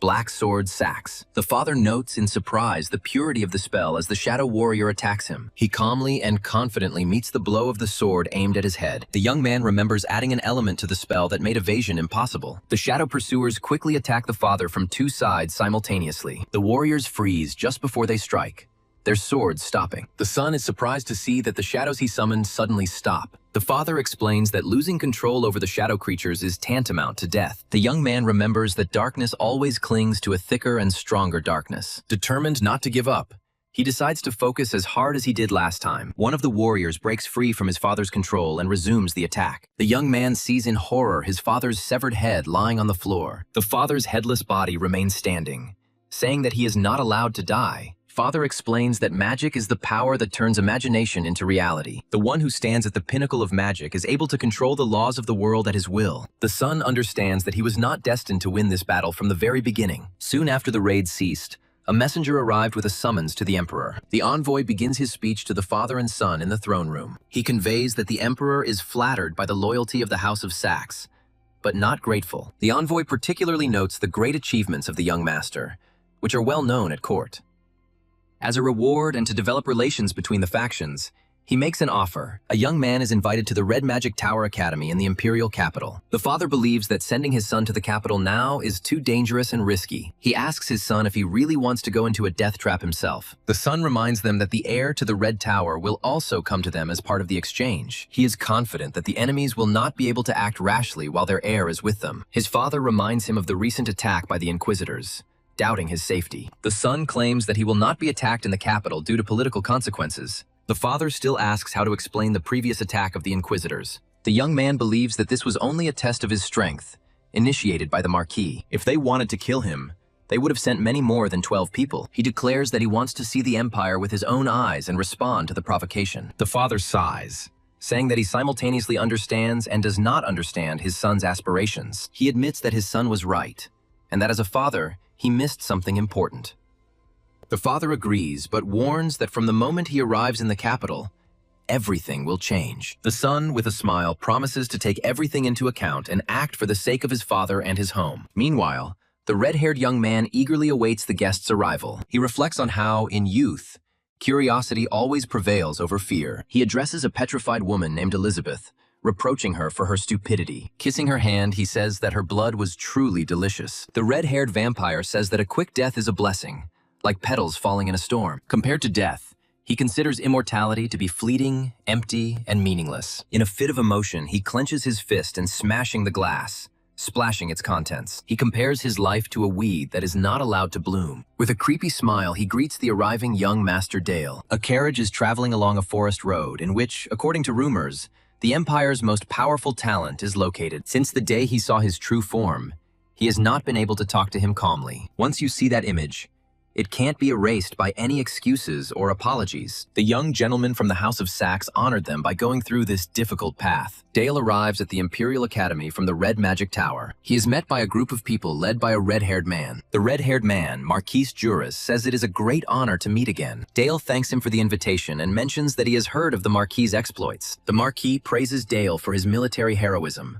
the fame of which thunders throughout the Empire. Juris recalls how this bastard allied himself with the barbarians and reduced the knightly order to ashes. He says that every time the wind carried rumors of the Dark Lord's exploits, he admired him. Dale modestly replies that people tend to exaggerate, but the Marquis disagrees. Dale of House Saxe greets the Emperor's men with respect. One of the Marquis' companions notes with a smile that the young man has learned good manners. Dale holds back his anger, thinking that for the sake of House Saxe, he must wait for the right moment. The Marquis finds the young man amusing, especially his bloodshot eyes. In the lecture hall, Dale is bored during a lesson on opposite elements. Students whisper that this is a dark lord who reached the third circle at only 11 years old. Another student doesn't believe the rumors and thinks he's just a brat from the Black Magic Tower. Several weeks have passed since his arrival, and the final exam is approaching. Graduating from the academy and becoming a Red Tower mage guarantees success in high society. So the academy has never welcomed outsiders, and Dale feels like an outcast. He doubts that Marquis Juris sent him here simply to listen to lectures. The professor timidly asks the student Leonard, who is lounging in his chair, "What is the matter?" Leonard states that the lesson is too boring and the teacher apologizes. He reminds that since the Magic Towers are conducting an exchange program and the young lord is here, Leonard proposes to conduct a proper exchange of knowledge between magicians. In the academy, like in a kingdom, there is a hierarchy, and at the top of it is the king. Dale realizes that this king is the son of the previous flame-eyed master of the Red Magic Tower. He recalls the rumors about himself, the greatest genius of the Empire, who broke through to the 20th floor of the tower. Leonard wants to personally witness the talent that is rumored to have personally slain the orc leader. Dale gets up and walks over to him, saying that people tend to exaggerate rumors. Leonard replies that everyone is a hero in words, and invites the young lord to prove himself in action. The teacher anxiously asks Dale if he knows the rules of magical duels. Leonard thinks that for a lord from the northern border, he likes to stand out. Dale confidently declares that he will make Leonard bend his knee to the Empire's greatest talent. The professor asks worriedly if the life pendant will be needed in the duel. He fears that someone might be seriously injured or even killed in this battle. Dale asks who will be held responsible if he uses magic with the intent to kill. The frightened professor shouts that the duel is cancelled, which shocks Leonard. He begs Leonard not to make the situation worse and offers to use the life pendant. Leonard angrily refuses, stating that he doesn't need help to defeat the brat. He pushes the professor away and promises to show him what a real exchange of knowledge is. Dale asks Leonard how long he can wait and confirms his readiness. Leonard announces that the loser will not be allowed to take the exam and will leave the class. He adds that if he loses, he will withdraw from the final exam. Dale considers the terms fair and agrees to the duel with a grin. Leonard creates a magic chain and gives the command to begin the battle. The fight begins, and Leonard immediately attacks with his chain. Dale easily blocks the magic chain's attack with his dark shield. The clash of their magic causes a powerful explosion, throwing Leonard back. Student observers are shocked by the incredible pressure emanating from the duelists. One of them admits that he doesn't even have time to follow their fast movements. Dale and Leonard continue to exchange fast, high-speed punches. Leonard spins the chain around himself, creating a protective barrier against Dale's attacks. Dale breaks through the defense and finds himself right in front of his opponent. His dark magic strike hits its target,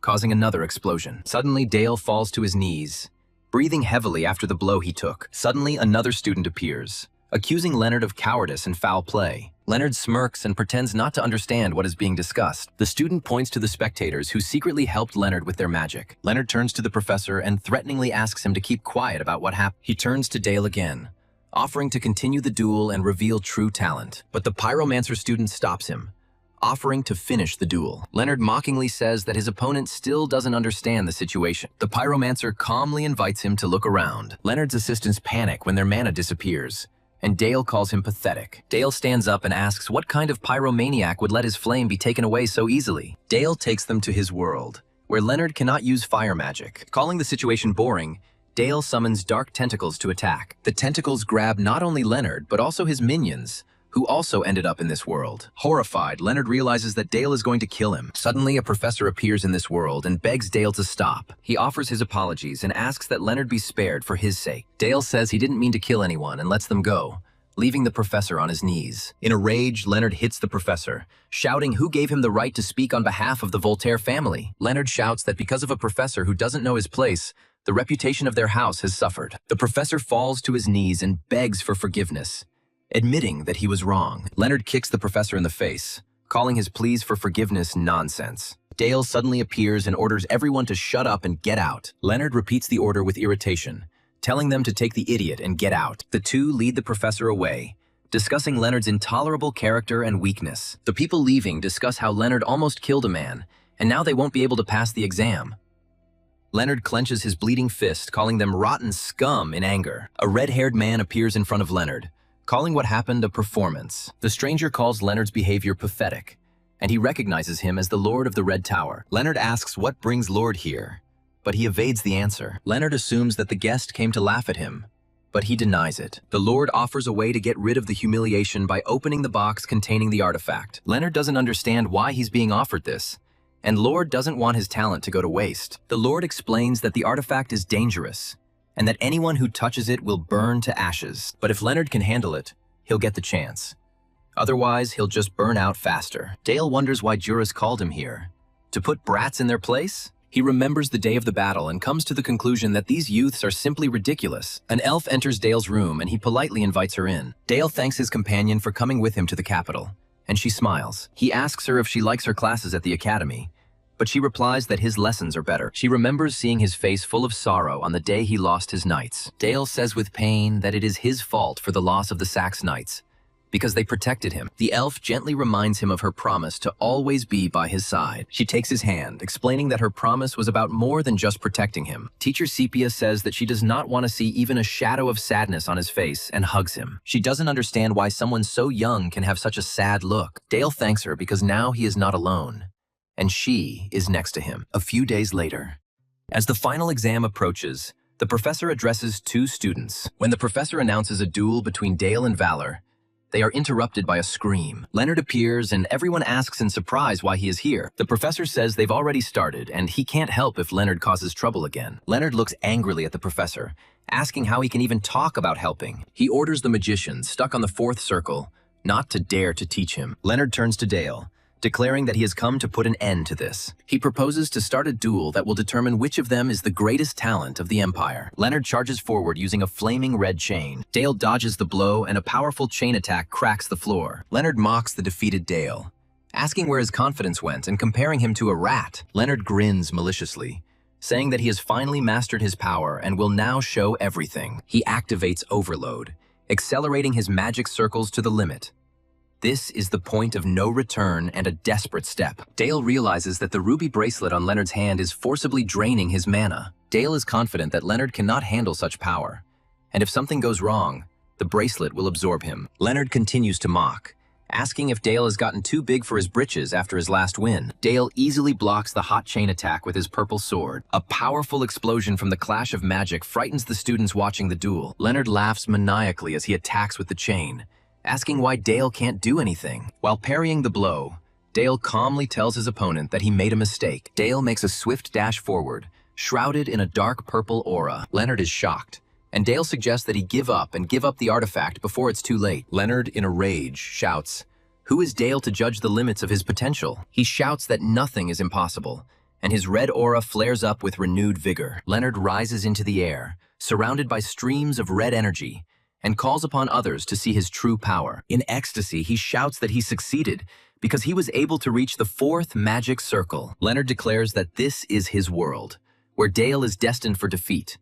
And Dale sees this as a problem. Leonard's world of consciousness leaked into reality. This paradox became possible due to his great talent. In Dale's head, he hears Leonard's voice calling himself the greatest genius of the Empire and the pride of House Walter. Then he hears the voice of Leonard's father, who says that talent alone is not enough to survive at home. Dale realizes that Leonard's emotions are flowing from his mind world and projected onto other mages. But Leonard's world is different. His fourth circle is out of control, and the guy is going crazy. Leonard demands reverence and admiration. Dale mentally calls him a hopeless idiot. Dale offers to show Leonard his world of the mind. Since he wanted to see it so much, he will open his world.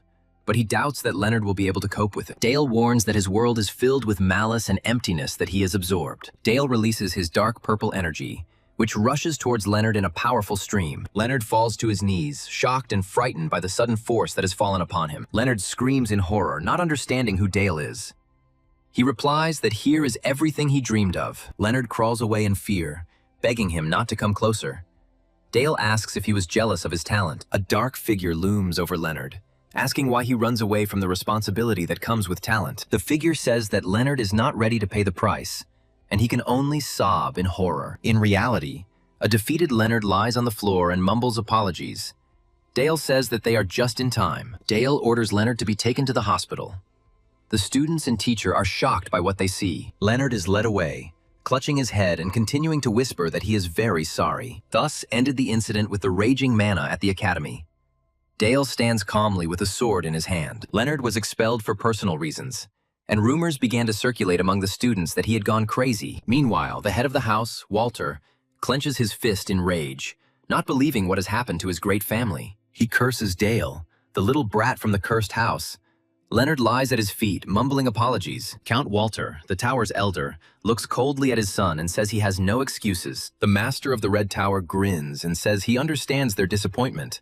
While Count Walter panises and pronounces his title, he sympathetically remarks that Count Walter's heart must be broken by his defeat at the hands of young Leonard. The Tower Master smiles knowingly as Count Walter apologizes and calls Leonard a weakling. The Count declares that he has no claims against the eldest son of the House of Saxe, and the Master of the Tower asks again with doubt. With a sly smile, he offers the Count his help in carrying out his plan of revenge. In the Academy's lecture hall, students notice that their professor is late today. The students discuss Leonard's expulsion, and Dale reflects that his opponent was stronger than he thought. Suddenly, the Master of the Red Tower enters the auditorium and greets everyone gathered. He announces that he will teach the lesson today instead of their usual professor. Dale recognizes him as Yuri's and tries to understand what he had in mind by coming here. Juris begins his lecture by mentioning an unpleasant incident in which Leonard Walter outdid himself. He reminds the students that many of them had previously trembled and bowed their heads before this student. And now these same people are happily gossiping about Leonard's departure from the Academy. He asks with shining eyes how such a talentless scum could confuse their minds. One of the students is nervous,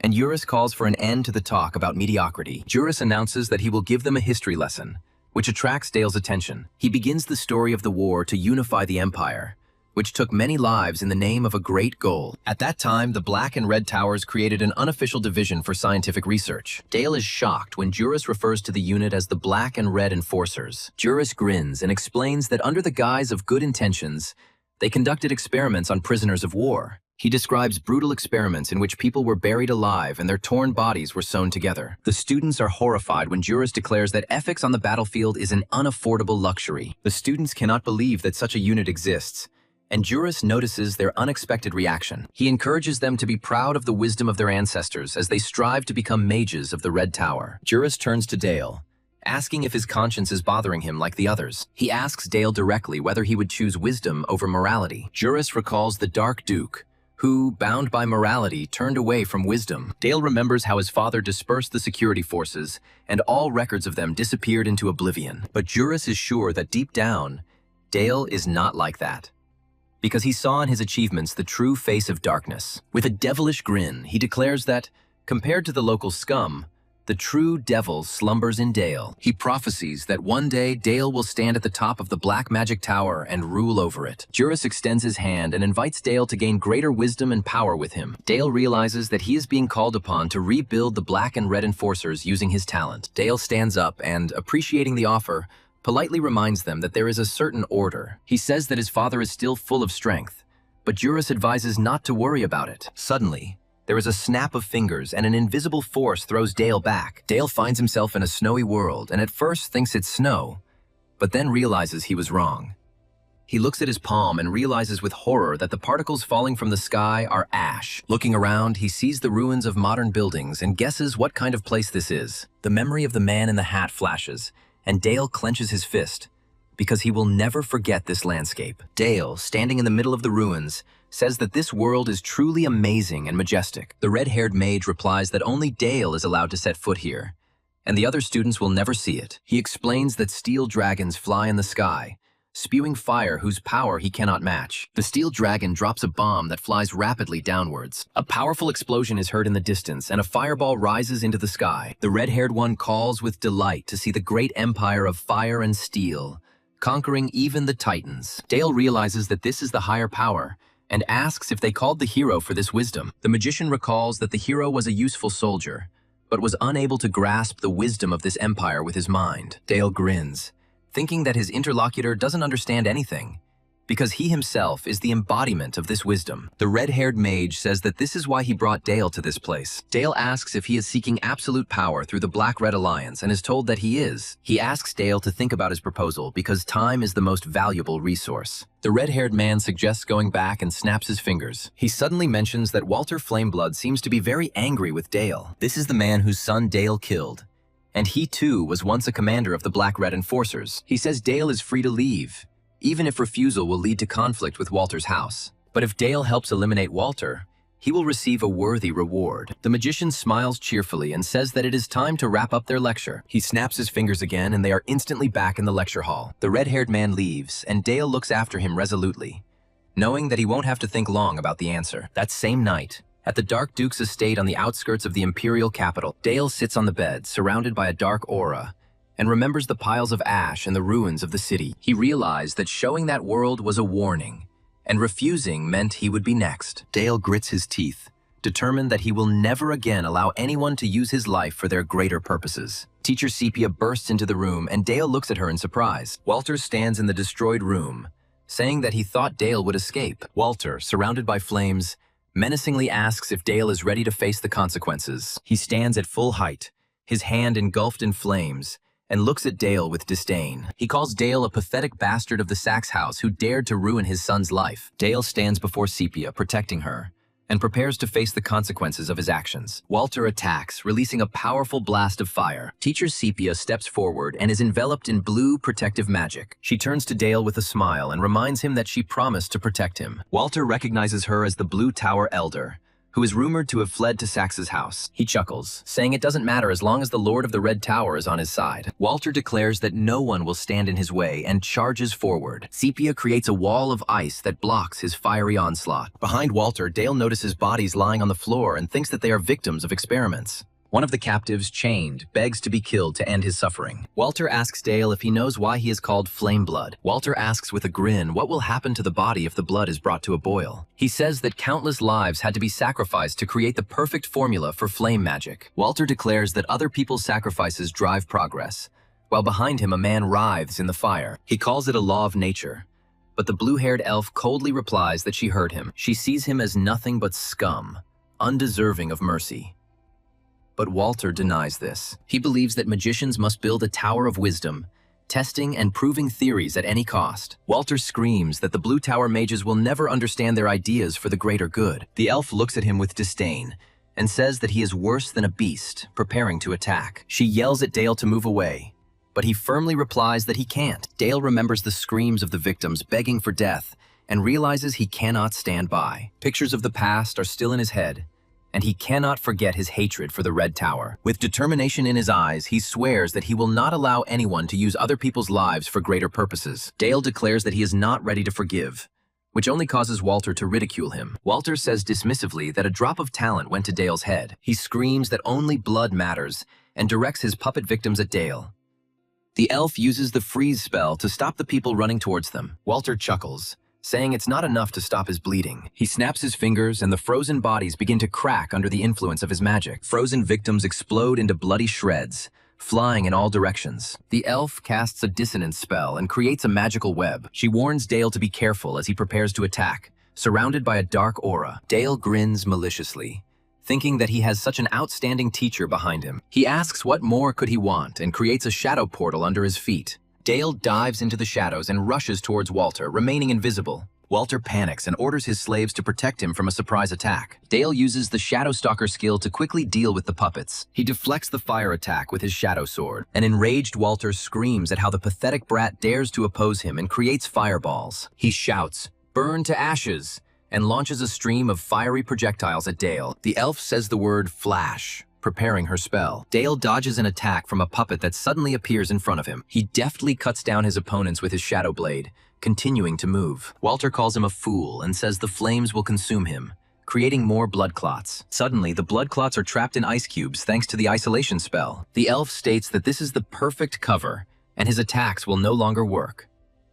Walter watches in disbelief as shadow spikes emerge from the ground. He struggles to fight off the shadows that attack him from all sides. Dale asks with a grin if that's all he can do and where his vaunted formula is. Walter, in a rage, screams at them not to make fun of him and grabs the artifact on his hand. He reminds him that Dale is just a third circle brat and releases a powerful stream of red energy. In a rage, Walter shouts that the brainless brat will not leave here alive. Walter screams, clutching his chest as he is enveloped in increasingly powerful red energy. Dale notes that this is the Elder of the Red Magic Tower, and his mana output is simply incredible. Dale yells, "Not so fast," and swings his dark sword at Walter. He delivers a powerful slash from top to bottom, leaving a purple trail behind his sword. Walter stops the sword strike with his hand, which is engulfed in red flames. With his eyes burning, Walter shouts, "Take it!" and prepares a counterattack. Dale is thrown back and lets out a groan of pain, and Sepia screams his name in alarm. Walter laughs maniacally, urging Dale to continue fighting him. He declares that he hasn't even begun to avenge his son yet,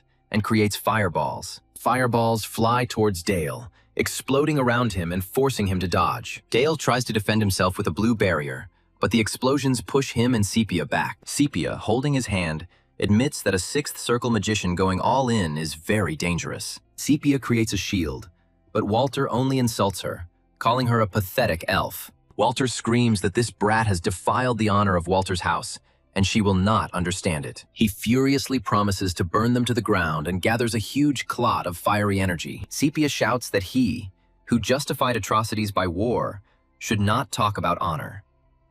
Walter asks with disdain what she could possibly know. He declares that he will start with her filthy mouth and directs fireballs at them. The two companions flee from the fire, realizing that the protective shield has a limit. Walter watches them hide behind the barrier and wonders how long they can hold out. The shield cracks under the onslaught of fire, and Dale realizes that he cannot move forward like this. Dale is looking for a way to turn the whole situation in his favor in one move. He turns to Teacher Sepia with a request to simply hold the front. Walter scoffs at the attempt to stop his attack with a pathetic barrier. He promises to show them the ultimate technique of fiery blood and burn them along with the barrier.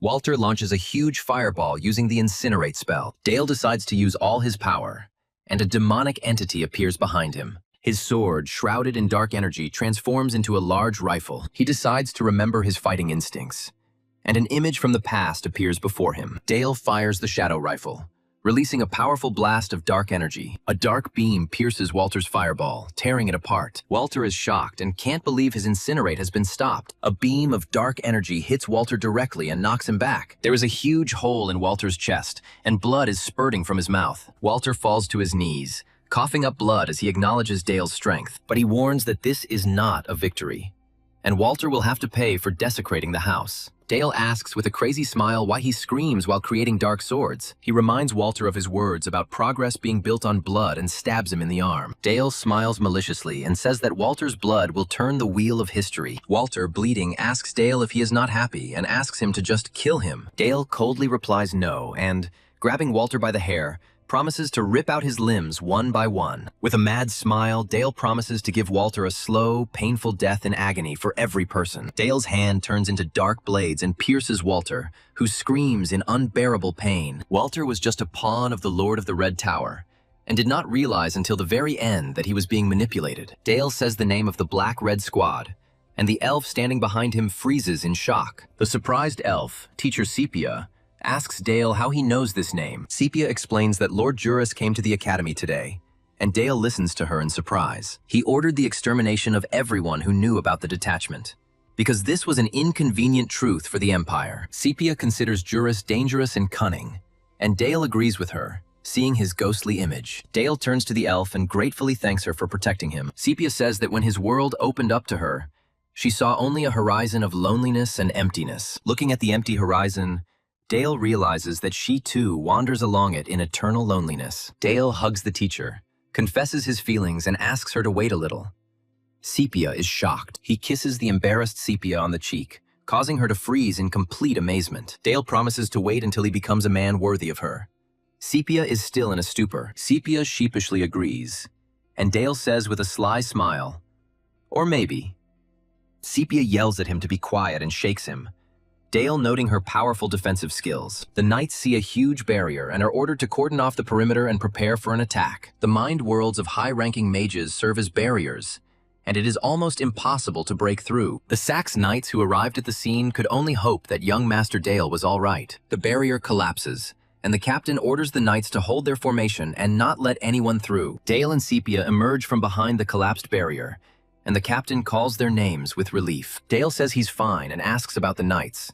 The captain replies that there were no deaths. The captain apologizes for not being able to protect him from the Red Tower Elder's attack. Dale thinks that an attack on the heir to black magic could shake the entire empire. The captain muses that without Sepia's help, they wouldn't have stood a chance against an Elder-class mage. The captain is glad that the knights were not harmed, but Dale asks him to keep the day's events a secret. Dale states that he wants to try something himself, which makes the captain uneasy. He threatens that the rumors will damage the knight's reputation and orders them to wait for his instructions. The captain conveys the order of the eldest son of the Sax family, and the knights accept it. Dale remembers the image of Earth and doesn't understand how it could have ended up in another person's mind. Dale is horrified to think that Juris really knows who he really is. He shakes his head, telling himself that it's impossible. Otherwise, Juris wouldn't have stopped. He remembers how he was treated in his past life, and doubts that his new status has changed anything. Dale decides that Juris doesn't know him, but wants to get the Dark Lord, and tries to understand his goal. He decides that it is time to flee the capital, because his game of being a student is over. At the same time, in the castle of the Duke of Saxe, the head of the family sits at his desk. The Duke is informed of the visitor. Hearing the name Ray Juris, he thinks for a moment. The Duke allows the visitor to enter, and the young man stops in front of a huge door. Ray Juris, the heir to the Red Magic Tower and the Marquise's adopted son, appears before us. Once upon a time, the Crimson Lord forced gifted children to fight to the death, and Ray was the only survivor. Everyone knows him as the son of the Marquise, but in reality he is only a puppet, completely submissive to the will of his master. To most, Ray was a commoner, but the Dark Duke was one of the few who knew the true reason for his choice. Ray enters the office and addresses the Dark Duke, who coldly orders him to speak. Ray begins his story by mentioning that his father and His Majesty the Emperor share a common goal. The Duke interrupts him, saying that Ray is talking too much and demands that he get down to business. Ray presents the Duke with a scroll containing a list of the Black Tower's employees. The Duke asks what Ray wants in return, and he asks the Black-Red Squad to assist in their capture. The Duke explains that the Emperor desires the complete destruction of all participants and information about a certain event. He speculates that among the Black Tower rats there are commanders of the Black-Red Security Forces unit. The Duke agrees to the terms and takes the list, pleased with the quick resolution of the issue. He unties the scroll, thinking that the traitors who have allied themselves with the Red Tower deserve death. Now it will be easier to identify targets. Suddenly, a guard knocks down one of the prisoners. Several people are kneeling before the Duke, and one of them is crying out in despair to his lordship. The Duke coldly asks if he is asking for mercy, and the prisoner begs him for mercy. The man clings to the Duke's leg, promising eternal loyalty and his life in exchange for salvation. The Duke reminds him of the fate he had prepared for his son, leaving the prisoner in shock. The prisoner understands that he will not be spared, and he smiles bitterly at his foolish hope of salvation. He begins to laugh, calling the Dark Duke a disgusting and hypocritical man. The commander accuses the Duke of sacrificing prisoners for experiments and shedding blood. He screams that the real monster here is the Duke, and he won't be able to escape his past. The prisoner asks if the son will be proud of his father after learning the truth. The Duke calls upon the Grim Reaper. The Grim Reaper appears behind the Duke, and the captive screams that the mask has finally fallen off. He continues to mock, claiming that the Duke is a true monster and no match for him. The Duke directs dark energy at the captive, while the Grim Reaper behind him prepares to attack. The prisoners are defeated. The Duke gives the order to get rid of them all today. He frowns, thinking to himself that he doesn't want Dale to see this. Sometime later, the majestic castle of Saxe is shown, bathed in sunlight. A young man with dark hair stands in front of the castle, rejoicing at returning to his native land. The female knight asks him about his fencing training, to which he replies that everything is more or less going well. He suddenly smiles.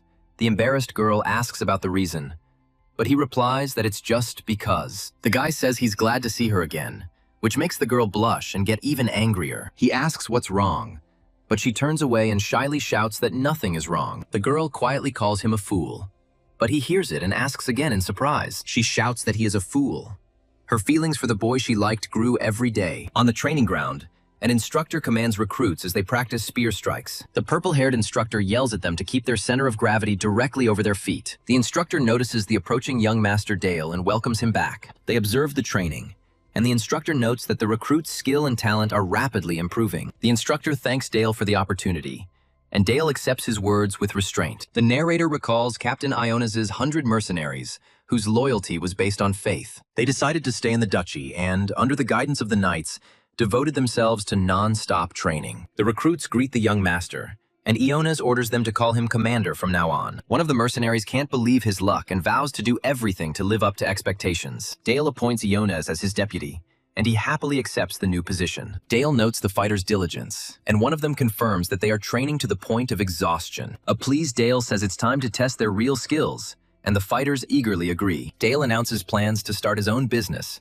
saying the infantry unit is just the beginning. Its purpose is to be a military organization for combat, reconnaissance, and special operations. He specifies that it will be a private military organization that will soon become the greatest in its field. The fighters are surprised, and even Iones whispers to Dale that this is the first time he has heard of such a plan. Dale chides Ionesis for playing along and thinks to himself that he was completely serious. He reflects that it doesn't matter whether they understand him now.